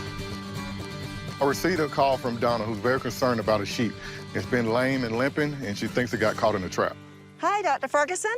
How you doing? How are you? I'm doing good. You all right today? Doing fine. Need you to check out Rose, my sheep. Okay. I called because Rose, one of my sheep, got her hoof caught in a trap. These are my farm animals. However, they are my pets. They are my babies. Yeah, come on. It's okay, baby. Yeah. See, it's right here. You know, they're like that, so it's through her hoof. Yeah. So I'm immediately thinking about a couple of things. One, is there an open wound? 2, is there a break or fracture somewhere? Or 3, do we have some kind of ligament that's torn? Hey, it's a big one. We going all the way down? Yeah. Dr. Ferguson will fix you up, okay? There we go. There we go. All right. It's okay, baby. You got it right through that hoof there. Oh, ouch. Not a whole lot holding on. Like it's kind of just strong. barely yeah. hanging on. Right, yeah. Huh. I'm seeing a hoof that has a lot of damage, and it looks like the skin has been detached from the hoof wall. This crack is real deep. It's so deep on one side that it goes all the way to the other side of the hoof. But I'm concerned about this one hoof over here, being able to keep this thing. That is even worse than I thought. We may have to remove this hoof. Good girl. If left untreated, it will lose this hoof here. Dr. Ferguson is trying to save the hoof of Rose, the sheep. What happened when it made a laceration, this tissue died. It got hard and kind of left a flap there. And that's what's causing her to limp, right? Yes, no doubt. We need to kind of clean down to some healthy tissue. A lot of the other tissue on top was very necrotic and dead tissue, so I'm taking all that tissue out to get down to fresh tissue, which at that point will give me an indication on how I feel about this hoof being saved or whether we need to remove this hoof. All right, got a good piece coming off here. Okay, all right, there we go. So, but you can see that little border, that's good tissue there, so that's good. So if we can get it to start the healing back from there, we'll be in good shape here. Okay, here we go. Got a little bleeding there, that's good. Bleeding in this instance is good. That tells me that we got a blood supply there. We try to keep it as clean as possible. We brought our laser machine. And what is the laser machine for? It's a laser therapy with light. That'll help increase your circulation. Good. To help this healing kind of speed up a little bit here. Good. Now that we got this area cleaned out, I want to use a laser therapy on it, which brings cells to the area, which will help this area heal a lot faster. In order for us to do this laser, we have to have some glasses on here, okay? So this is for our friend down there. I am such a cool girl now. Oh, I should have my camera. Look at her, though. There you go. All right, this is as big as it gets. Yeah, you cool too, I think. Hey, how you doing? You like you're gonna go swimming? Your eyes like that close together? No, they're not. All right, let's do this. Yeah. Look at her You now. wonder why I bring them with me, don't you? But they're doing what they're supposed to do. Protect your eyes. Now, does it hurt her? Well, as far as this, it's probably not feeling anything. But as far as what we've done, it has to feel better because we got all the necrotic tissue out. So definitely gonna feel better. It's gonna decrease our chance of getting infection. So it's definitely gonna be better. Ah. Got rings on my eyes. We have 2 more therapists. No, we don't. No, I'm just playing. What we're gonna do now, we're gonna one final clean here, and we're gonna get bandaged up here, okay? That was the what? Bah. And what's the other one? Bah. You talk the language, don't you? Yeah. She talk the talk. Do it again. Bah. Is she? Bah. Go. Just clean it a little bit. One last final clean there. We're gonna leave this ointment here, okay? And it has some little antimicrobial, which kind of kill bacteria properties to it. I know it's a little sore. And you pack that down into it. Yes, ma'am. All the way in there. Just fill it up with it. You want to get this vet wrap. All right. All right. So once a day on this, okay? Okay. All right. Now I'm gonna Also give a couple injections here. Okay. One is an antibiotic and one is one for pain. Okay. Okay. It goes in your honey muscle. This is definitely a case that's going to take a lot of attention. We really need some great owner compliance, changing the bandage, giving the medication that's needed, and to try to make sure that this hoof is saved. All right, Donna, so we got a pretty good wound there. My biggest concern is Rose losing the hoof. I think we got a better chance of saving it than not. Had we not done anything, it probably would have came off. So I'm glad we got here. Me too. Glad you came. Dr. Ferguson got here right in the nick of time. If I'd waited a few more days, there's no way. I will be giving her a lot more TLC in the next few days. She loves it.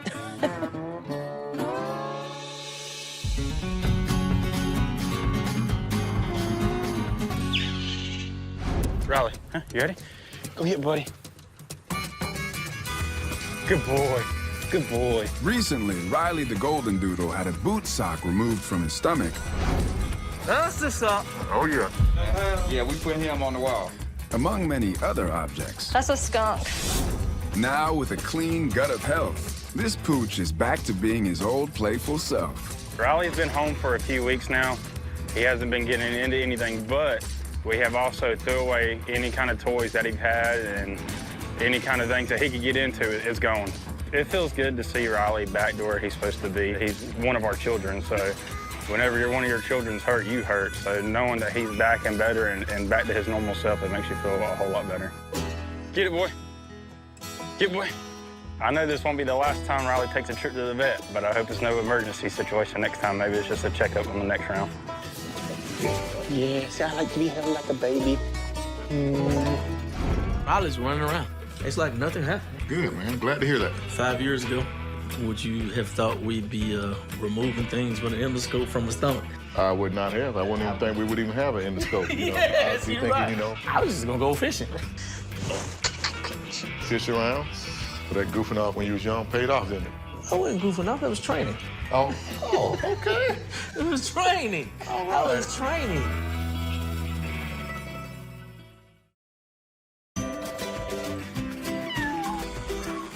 Where are you going? Trying to live up to that name of yours? This is the mean animal guru. Yeah, I If know. you need somebody to handle a mean, vicious animal, this is your guy. Well, you know, I get all the kisses from the dogs and cats, and you get all the bites. That's probably saying something. You think? That I'm sweet? Maybe so. I want you to stay sweet. I'd rather have the kisses. I'm gonna let you continue to have the bites. I didn't sign up for the goat bites. You just keep eating the pan. Oh, you trying to eat your pants now? Hold on now. Hey, will you stop biting me? When you just do a pin on surgery on an animal, it runs to me. It probably does. Kind of a different attraction, huh? You're saccharine, and I'm sugar. Something artificial? You kind of artificial. I'm not original. But you are sweet. So they go to the sugar first. This is the If sugar. you're not sweet enough, then they come It's to the just like saccharine. cane sugar, baby.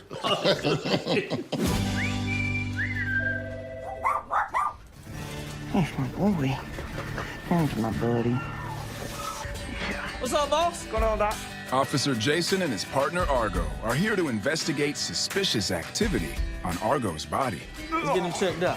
I know you don't like being picked up. Off. How's it been working out there? Been working pretty good? Yeah, you know, staying busy, staying active.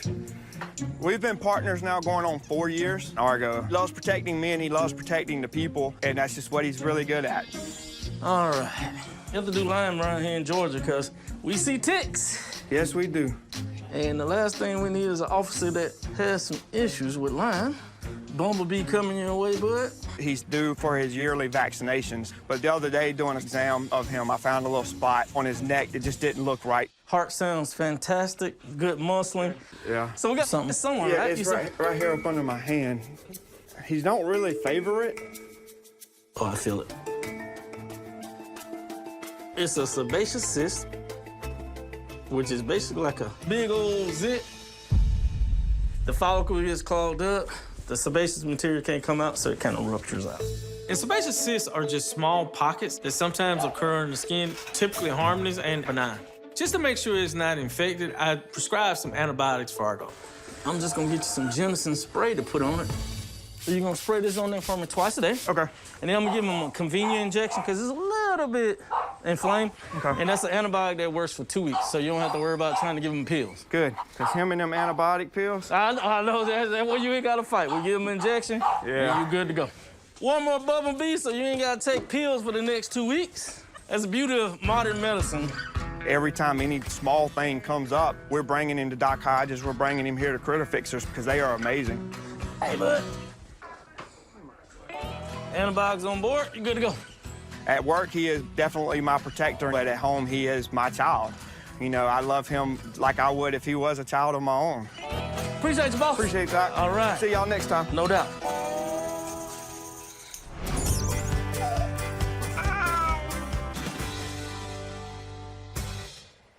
Hello, how are you? Who we got here? We got little gremlin. I think he's big gremlin, look like. So what we got going here? Big old fluffy butt. Whoa. Today I brought in my guinea pig, Gremlin. He has a huge bottom. It is like the size of a tangerine. Now, how long that's been going on? I noticed it yesterday when I was cleaning out their cage. Gremlin is 4.5. He's just like one of my kids. He has a roommate named Dave. Gremlin's the boss pig, but he's been kind of off lately. He's just not really bossing around. You can see where he's been nibbling on it. Oh, wow, yeah, he's been trying to gnaw at this thing back here. So it's bothering him. Yeah. First thing, I need to x-ray and try to see if I can figure out what's back there. Is this thing maybe a hernia? You got loops of intestines back there. So we're gonna go back and shoot this and see if we can get an answer here, okay? Okay. All right. Poor baby. Yes.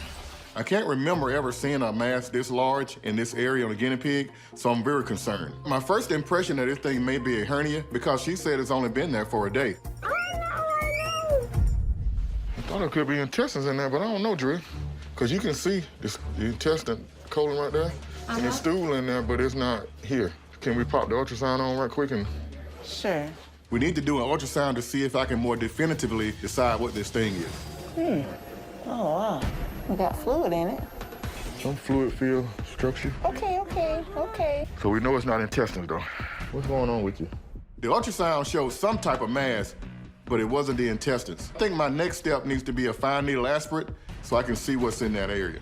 Man, take a look at this thing, man. What? So that's definitely not normal, right? This thing is huge, man. When I did an ultrasound, and something was fluid in there. It's a mess there, bro. Hey. All right, bro, Gremlin, you ready? I know it. Uh-oh. Yeah. That's not good, is it? All right, I'm back. So I went through a series of tests here, okay? So I did a fine needle aspirate, thinking I'm gonna see some yellow urine, but I don't. What I see is pus. Ew, that is super gross. Yeah, so we have an abscess back there. That is grody. Yeah, it's pretty rough looking there, isn't it? Disgusting. So what we need to do is we're gonna have to do some surgery. Yeah. Yeah, we have to relax and open that area up and really get it flushed out. Okay. All right? Thank you, ma'am. God, that's gross. I now know that we're dealing with an abscess. What an abscess is a collection of bacteria in an area that have festered and caused a lot of pus. I'm concerned about septicemia or this bacteria getting in the blood and causing a lot of issue, even death. And at this point, we need to relieve it. The only way to do it is we have to go to surgery. How we doing it, though, Paul? Good. Okay. Nice. Wow. Ooh, it smells too, don't it? It smells. You missed it, Doc. You still smell it? Yeah, I smelled it in the hallway. Oh, Oh, man, is that bad? Yeah. Boy, this odor is strong and it's filling up the whole room. I'd much rather clear an abscess in the field where we have air that can blow this scent away. Are you still getting some pus out? Yeah, we'll get a little bit. We can flush this out. We're gonna feel 100% better. Get on some antibiotics and some for pain and let this baby go home today. After flushing the area, the only thing left is putting on the cone of shame. Yeah, Doc. I think Gremlin head might be a little too big. Too big for that one, oh, yeah. Which we have to put on because we don't want Gremlin chewing on that area, which will prolong healing or it won't heal at all. Hey, all right. You got this little the cone of shame on, you know? He is so big, he has one for a cat and it fits him. I believe it. We got some exotic ones. He too big for it. Got a little more energy now. We're feeling better already, yeah. And can he be with his brother, or do I need to keep him Keep them separate? apart right now. Okay. Okay. Thinking they probably got to tussle a little bit and got bitten in that area back there. That's what caused us to have an abscess. I'll put the separator in, and they can fuss at each other. Yeah, they can just look through the glass. Come here, my baby. I know. Don't yell at me. I didn't do it. Like, why did you leave me here? I'm sorry, but your butt was too big. Hi, baby. So they got everything out. Unfortunately, he's gonna have to be separated from his brother. So I have to put the divider in the cage and wall him off. There are so many treats at home waiting on you. Now go home.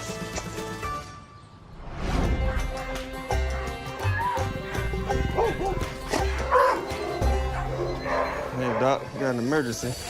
Michaela just brought it back.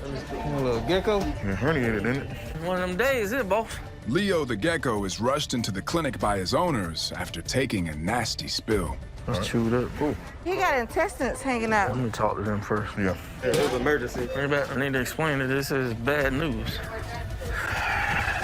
She got little kids with her. This ain't no little kid conversation. Take him in the hallway. We brought Destiny's leopard gecko in that she's had for about 2 months. I guess he decided to be Superman. He jumped out of his cage. All I saw was a big something coming out of his side. I was extremely scared. I just don't want to lose him.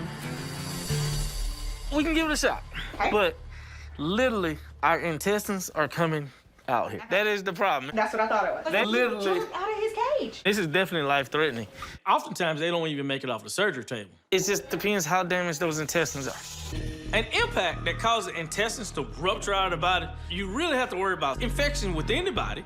You have to worry about these intestines even being viable, meaning food can actually still go through it, and you have to get these guys back in. This is not gonna be easy. Ain't looking good, is it? This is one of those ones that's a miracle surgery. If we can pull it off, it's a miracle. But I gotta try. That's what I'm thinking. All right, let's give it a shot. Thank All right. Anytime you go into the abdominal wall of any kind of animal, you worry about what we call peritonitis or septicemia, where the area is just infected.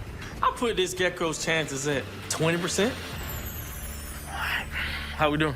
It's hard. I mean, it's slow. All right. The faster I can get them out, the faster I can get them on. It's really difficult to give just the proper amount of anesthesia. Small animals like Leo can get too deep on the anesthesia, and they could definitely die. All right, I need saline. Talk to him, bro. You doing okay? Yeah, it's still really slow. I cut him back down. All right, hang in there, bud. Hang in there. This gecko's heart rate slowing down. This is the last thing I need during this surgery. Come on, bud. Hang in there. All right, just let him come up some. We don't want him to get too deep. I can always take him back down. As Leo the gecko's heart rate slows from anesthesia, Dr. Hodges races to get the lizard's intestines back inside his body. Talk to him. Still slow. Hang in there.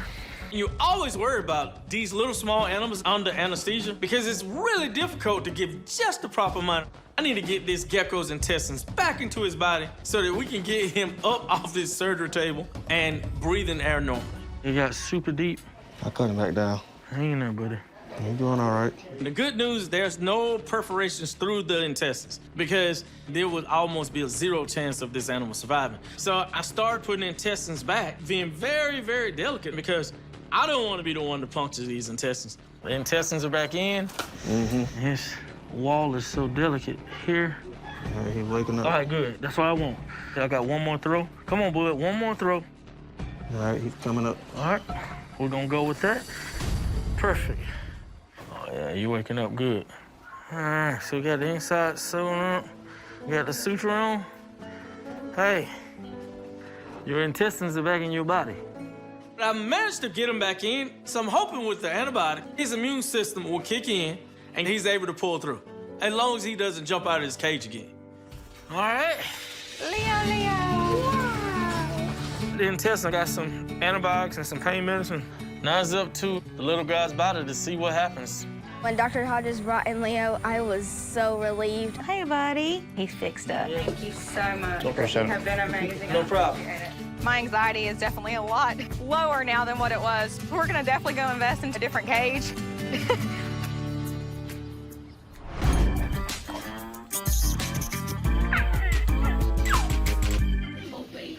Hello, how you doing? Hi. So what we got going? Well, we have Charlie. He recently broke his leg. Do you know what happened? No, I actually found him like this. The minute I saw Charlie, I knew that he was gonna be something special. So I decided to take him in. The condition he was in, I knew he needed somebody to comfort him. Where you found the baby? I found him up under a car. Under a car. Mhm. Okay. Oh yeah, he's definitely limping.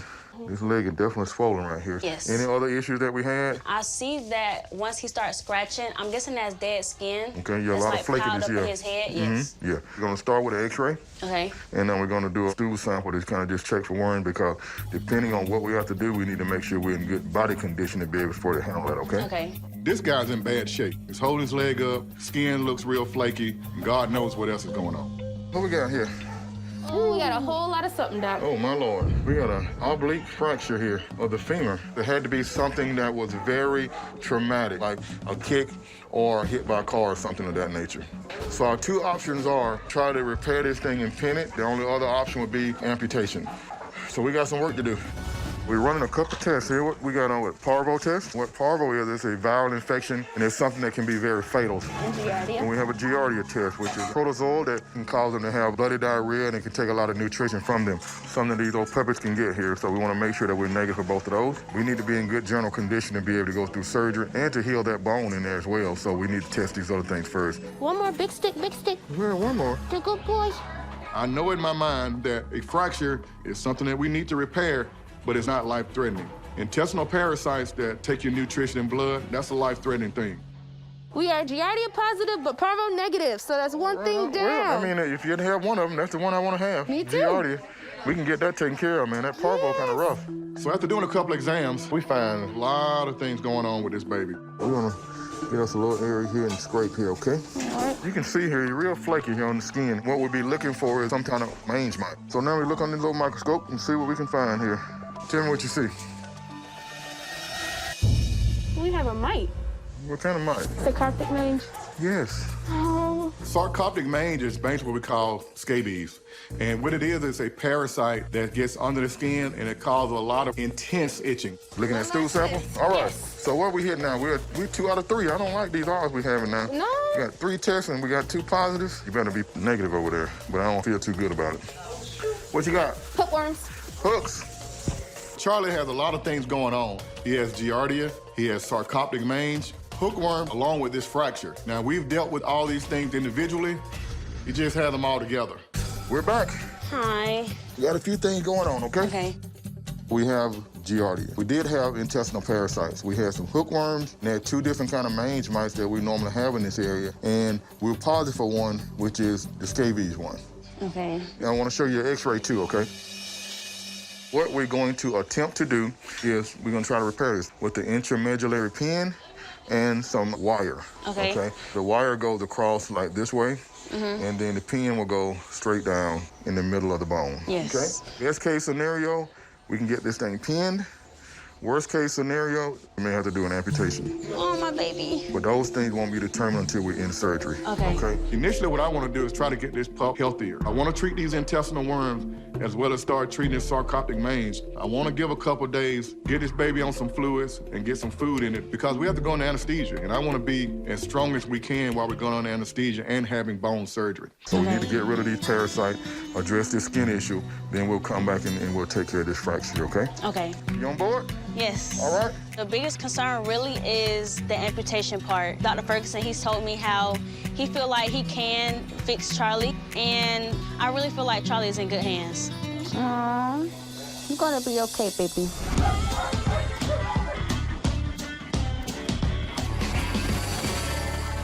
What's going on, man? What you got here? I got a king snake I found out in the backyard, and he's got a little tear on him on the side right there. I'd let my dogs out to go to the bathroom, and unfortunately, they found the snake and attacked it. So I moved it out of the yard, and then it came back again. So I've been trying to take care of it for 2 to 3 days, but it was out of my element, so I brought it here. You got him pretty good. Yeah. All right. It's about 4 or 5 days old, the wound is. So right away, I can tell you this is a serious wound with this king snake. I mean, there's a big chunk removed. I tried to put some Neosporin on him to help out for a little while to see if that would help, but... There's a few maggots, I see. The maggots showed up. No worries, we'll clean them out. Thank you so much. Let's bring them in. You got them there? Yep. This is one lucky snake. The only reason this snake even has a shot is because Chris brought him in. There's no way this snake would survive in the wild. What you got there, Doc? We got some nasty maggots in here. Ooh, we got a bunch of maggots. God, that's a mother load of maggots. Oh. Maggots can kind of be a gift and a curse. Oftentimes they're eating dead and decaying matter, but they also can be very inflammatory to a wound. So all the maggots, they go in the trash can. Oh my God, look at that. You found some more? Man, it's maggots everywhere here. More maggots. Man, with these maggots and with this open like this, you're gonna live, I don't know. We might not be able to save this one. What I can suture up, I'll suture up. And we'll see how we do from there. Okay. Dr. Hodges attempts to repair a gaping tear in a rescued wild king snake. What'd you think? Snakes aren't my thing. I'm working on it. Okay. That's why I'm this close right now. But Well, I tell you what, you be on the tail. okay, I'll handle the tail. Okay. Sierra deals with all kinds of animals, but she has a fear of snakes. So I purposely have her start handling the snake because sometimes you just have to touch these animals just to get over your fear.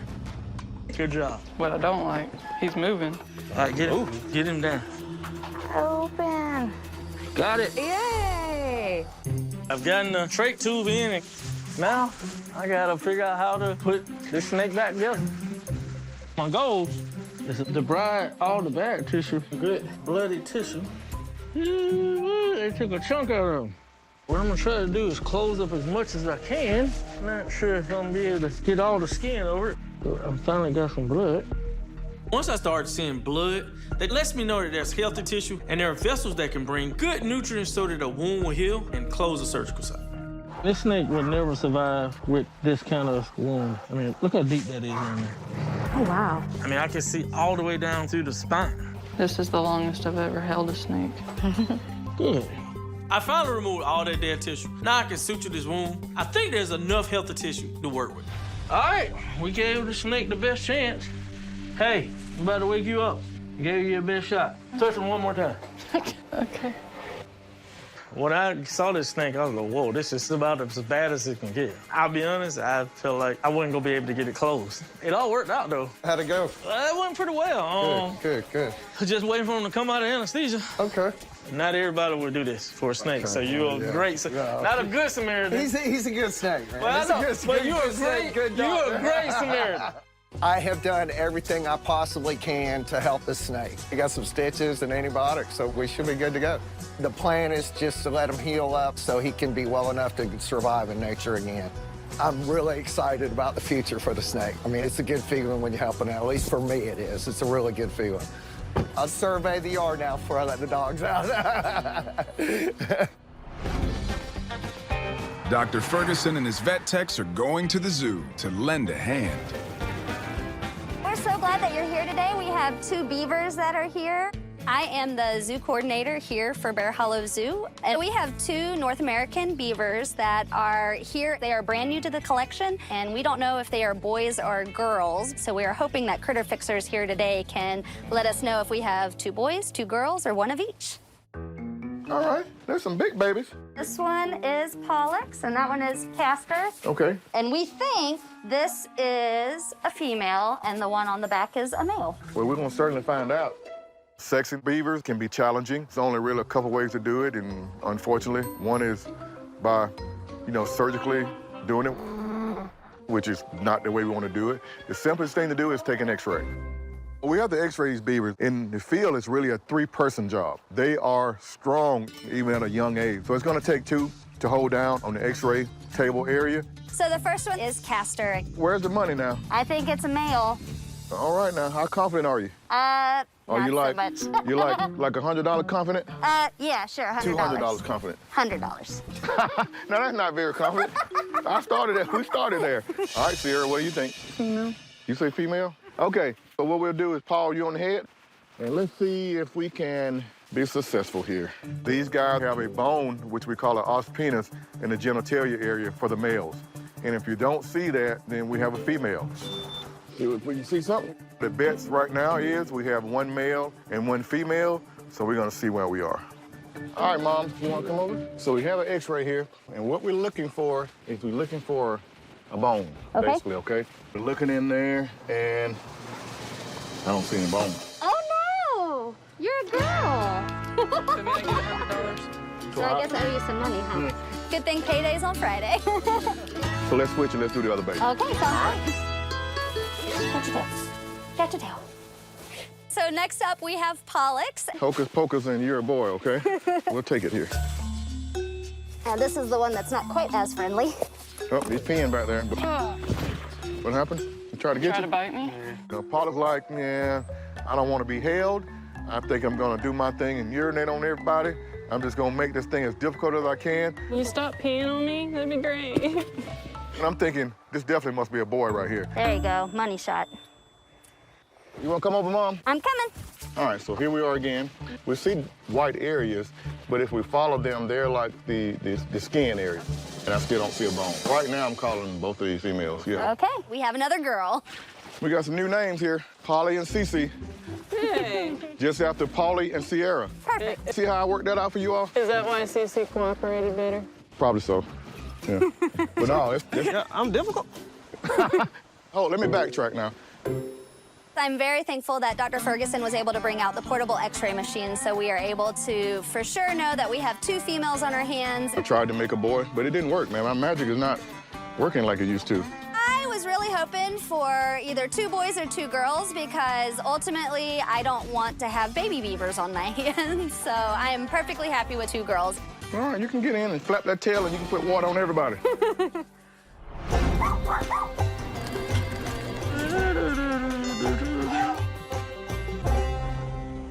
Night, man. Sweet dreams. Let have you a new leg. After a few days of healing and gaining strength, Charlie the puppy is ready for surgery to hopefully repair his broken hind leg. All right, man, let's cut this thing. So they don't know what happened with this one, Doc? No, the lady that brought him in, she found him, and they couldn't walk. Had a bunch of fleas. Yeah, I can see his skin all ate up here. That's coming from his mange, too. Oh. Yeah, so he got a lot going on. Hookworm. Oh, yeah. Giardia. Oh, man, he got the whole buffet, huh? Yeah, he got the gamut, man. What I'm looking for now is just trying to find the bone, but, you know, broken in 2 pieces, so I'm trying to free it up so that I can get it exteriorized. So I can kind of look at it and survey it and see what we're going to be able to do with it. Ooh, but this thing is splintered all the way down. So what you think happened, Doc?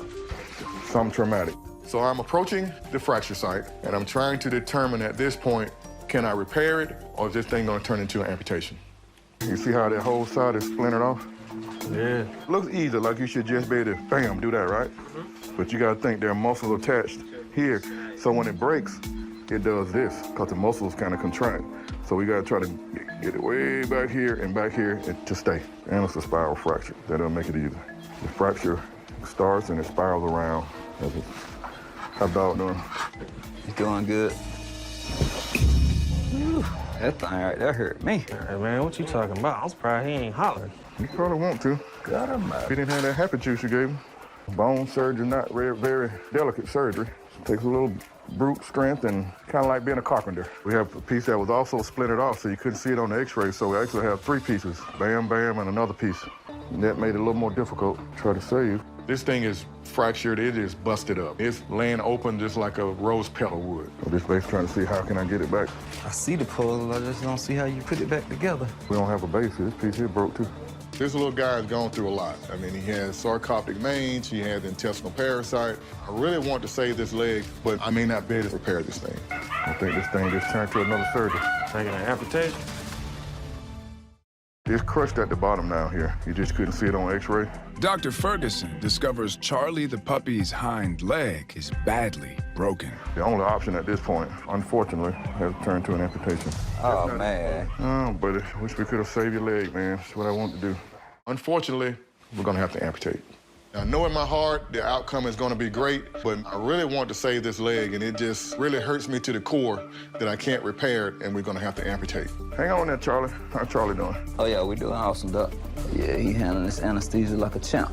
If he handles this old fractured leg like this, I know he can handle that, man. Good Lord. All right, man. Now we got to make it look pretty for you, buddy. All right. All right. Got that. Still doing good? Doing well.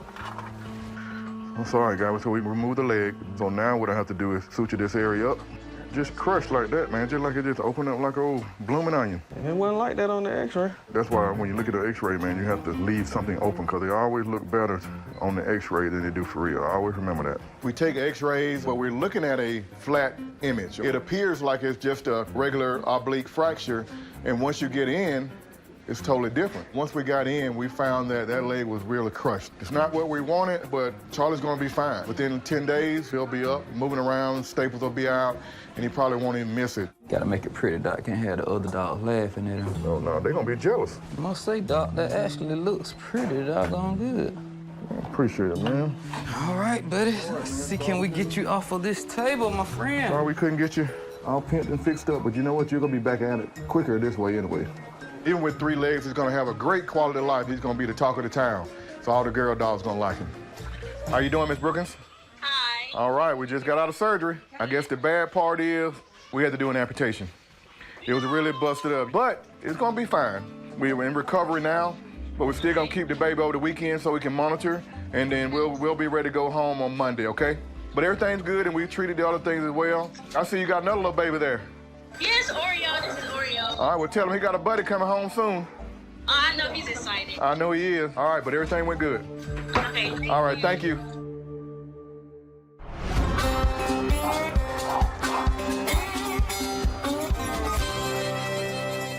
Hodges, what happened to that gecko that had the intestines sticking out? Man, his intestines literally was outside of his body. It was emergency. This is bad news.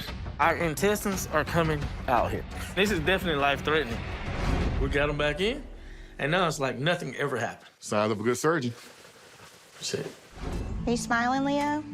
We're very thankful for Dr. Hodges for his expertise. He's an amazing doctor. Leo's doing really well now, considering what all he's went through. You would have never thought that he even had his guts hanging out at one point. He's just like, I'm hungry. That's all he cares about. I really do love Leo. He's my best friend. So we headed to see the big fella. Who's the big fella? Dwight Howard. The Dwight Howard. Yeah, man, he just won a championship with the Los Angeles Lakers last year. All right. So it's really cool. This is a huge farm Dwight had. Yeah, I think like a couple of 100 acres or something. Yeah, so it should be a lot of fun. Yes. So what's up? How's it going? Y'all made it out here. Yes, sir. Yeah. We are at our farm here in Lexington, Georgia. It's 734 acres. We got some great cattle. We got some chickens. Got a nice lake. It's a lot to take care of. My latest calf in the herd needs to be dewormed and vaccinated. And we have a lake. We have to check the ammonia levels in the water to make sure that the water is perfect so we can have a great spring next year with the fish. And I'm having some tremendous problems with my chickens. Appreciate you guys coming today. No doubt. Tell me what we got going. My calf needs to be dewormed and kind of water quality problems and a couple problems with my chickens. All right, we'll get your calf and chicken started up. I'm a fish guy. I got a fish degrees. Besides being a vet, so I'm gonna teach you some country boy tricks out of there. Gonna get some big fish out of there. All right. All right. Like a plan. Yeah, we're gonna see. I'm gonna tell you, I'm gonna teach you how to get that pond right, I guarantee you. Well, we'll head to the cow pasture. All right, let's go. First, the docs head over to the cow pasture to vaccinate and deworm the Howard's newest calf. Right, on this side. We need to separate mom from the calf because we're actually vaccinating the calf. I don't really want to get gored by a horn. Not a long horn. Not a short horn. Not a short horn. Not any horn. Not any horn. So we got to make sure that we have a good plan because we want to make sure everybody's safe. Sarah, you got your rope. Paul, you got our stuff. I'm the decoy. VJ is the gate man. If I say open that gate and I'm running, you better open that gate. All right, I got you. Yes, Terrence and me gonna see if we can flush mom to the bottom or in here. That's our game plan. Dwight gonna be our lookout. He gonna be able to see. Over top, I got you. You know, he gonna do what he do best. Unless the bull come over here, Dwight. I'm gone. You go fast, you gone. Yes. I'm out of here. Look. Don't you move unless we give you word, okay? All right? This calf never been touched by a human, so this calf is gonna be running, trying to figure out, how can I get it in for these guys? Right. And we have to really be concerned with safety. Yeah. Because you got cows that are 1,000 pounds, they're full speed, they can trample you. Trampled? Would you rather be trampled or would you rather be gored? Neither. Yeah, just walk them that way, all the way around the edge of it. It closed down there, right? Yeah, it's a fence. Let's see if we can push him that way. Take them all the way Close this back. gap. Stay right there, hard. Stay on point. I'm in the middle. All right, come on, Mama. Come on, Mama. Matter of fact, go ahead and open that gate and swing it back. We might have to get all three of them. Paul, push. Push. VJ, open the gate. Let him through. Watch out, Ferguson. Oh. Watch out, Ferguson. Oh. Ah. He went tumbling. I'm up. All right. The critter fixers are trying to wrangle a calf in need of deworming. Oh, good. Y'all might have to go to plan B there, Dr. Hart. One of us gonna get tired. I hope it's not us. Man, enough is enough. We're gonna corral this calf one way or another. We're gonna do whatever we need to do. I am tired. I am tired of chasing this calf. Hey, man, let's make it happen right now. All right, close in tight together. I'm between you and Paul, Ferguson. keep him out that corner. Come on, CC, close tighter. All right, keep him that way, Paul. We can use the corners as our friends. All right, let's go. Good job. Got my dewormer? All right, down the back. All right, let's go. All right, we done. We up. We got him. Good job.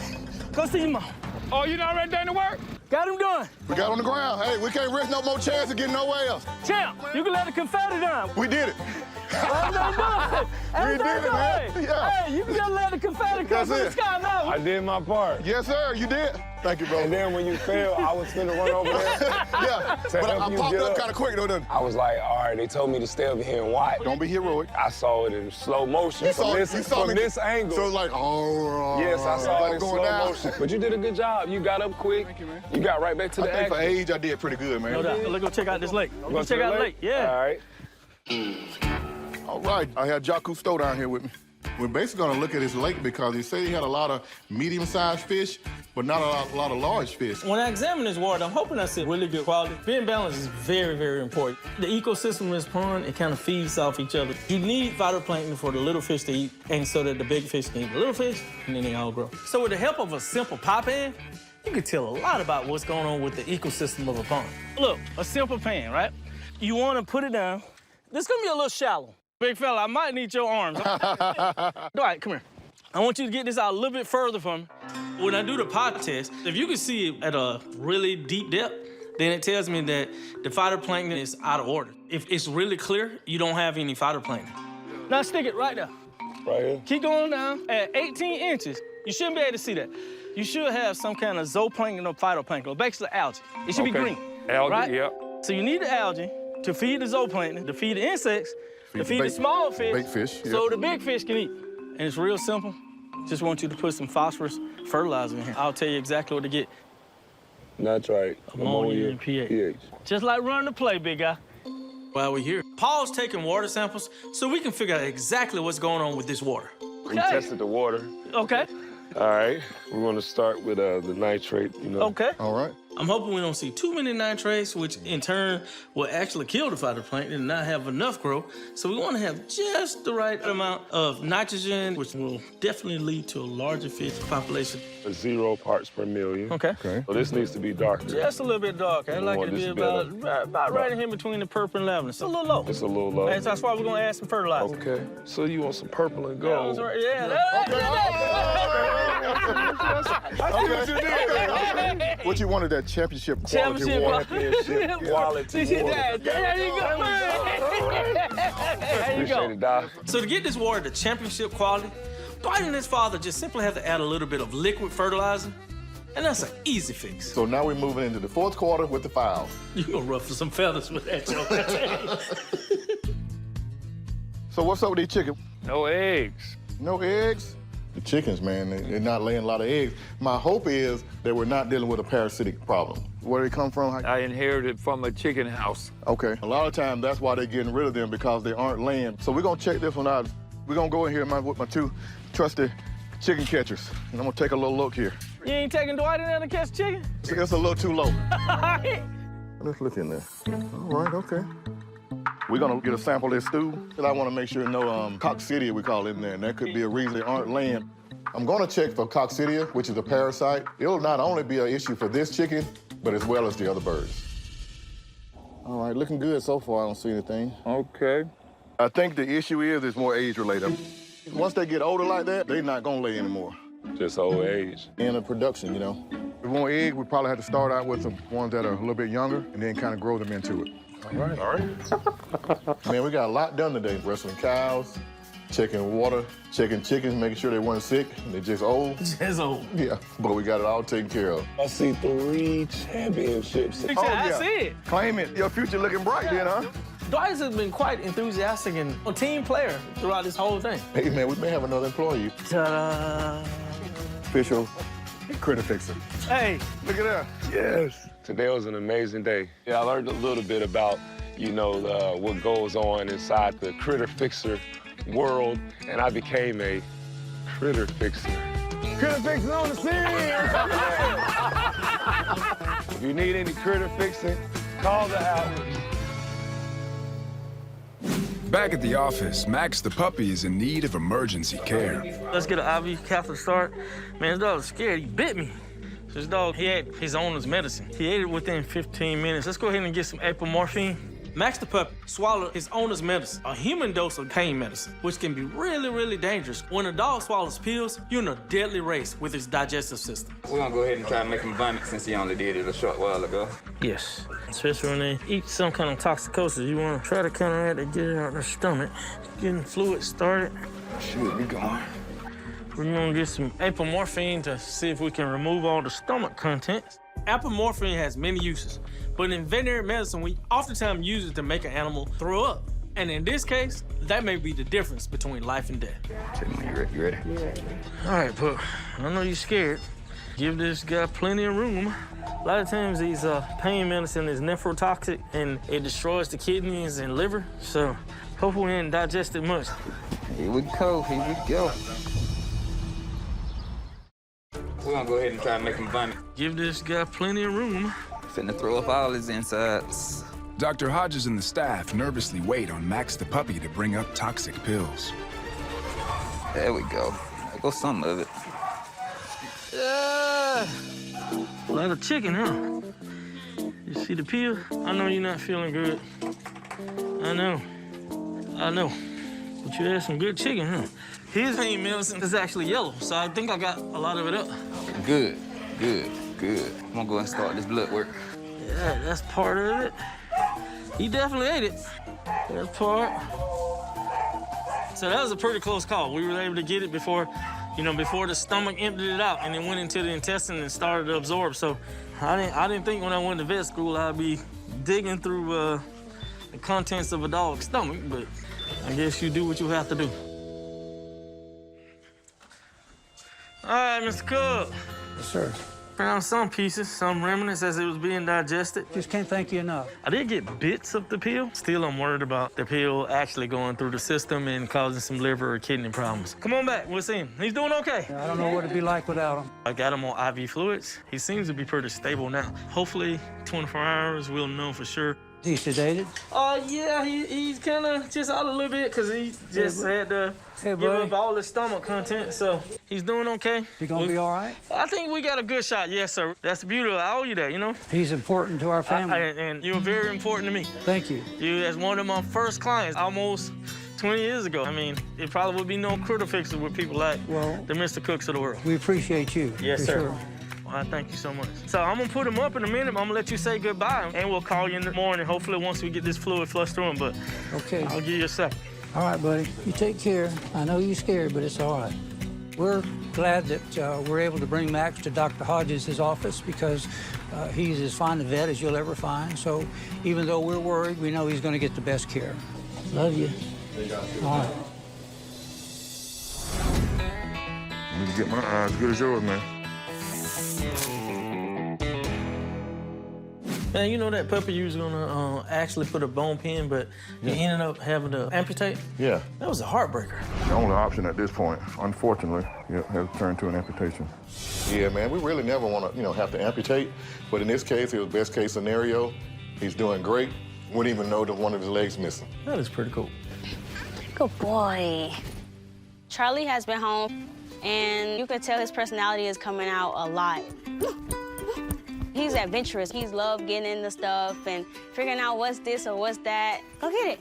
Charlie gets around just like any other dog would. In his mind, Charlie still has 4 legs. He doesn't even know he has 3. Hey, big boy.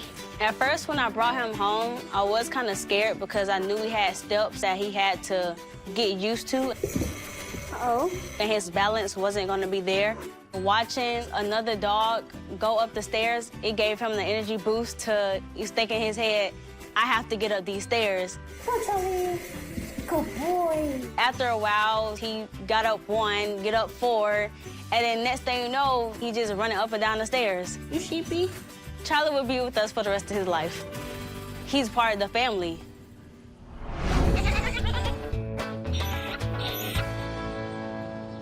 How Max the puppy doing? Man, that was a close call. We ate some of our parents' pain medicine. Finna throw up all his insides. Yeah, I wasn't sure if he was gonna pull through, but after overnight observation, Max is doing good and ready to go home. I'm ready to go home. It ain't sick shit, bro, so you stuck here with me. Oh, man. What's up? Hey, Dr. Hodges. My friend. How you doing, buddy? My friend. Hey, girl. Mr. Max, what you doing, buddy? I see that. Hey. Did you find out if he had actually... Oh, he did. I showed her. I had the bill. I got some of it out in the vomit, so he did. I got a lot of it out via vomiting. We did some fluids. I rechecked the blood work this morning. The liver and kidney enzymes are really good. We're doing good. Hey, listen. Yes, sir. We certainly appreciate you guys. Oh, man. And taking care of Max and the staff and Dr. Ferguson. And just can't thank you enough. No problem. He was not right. She thought she's going to have to give me a value. No. We good to go. We were very worried about Max. So we were doing a lot of praying, and our prayers were answered. And we knew that Max was in good hands. Dr. Hodges, Dr. Ferguson, everybody that works here, they do great.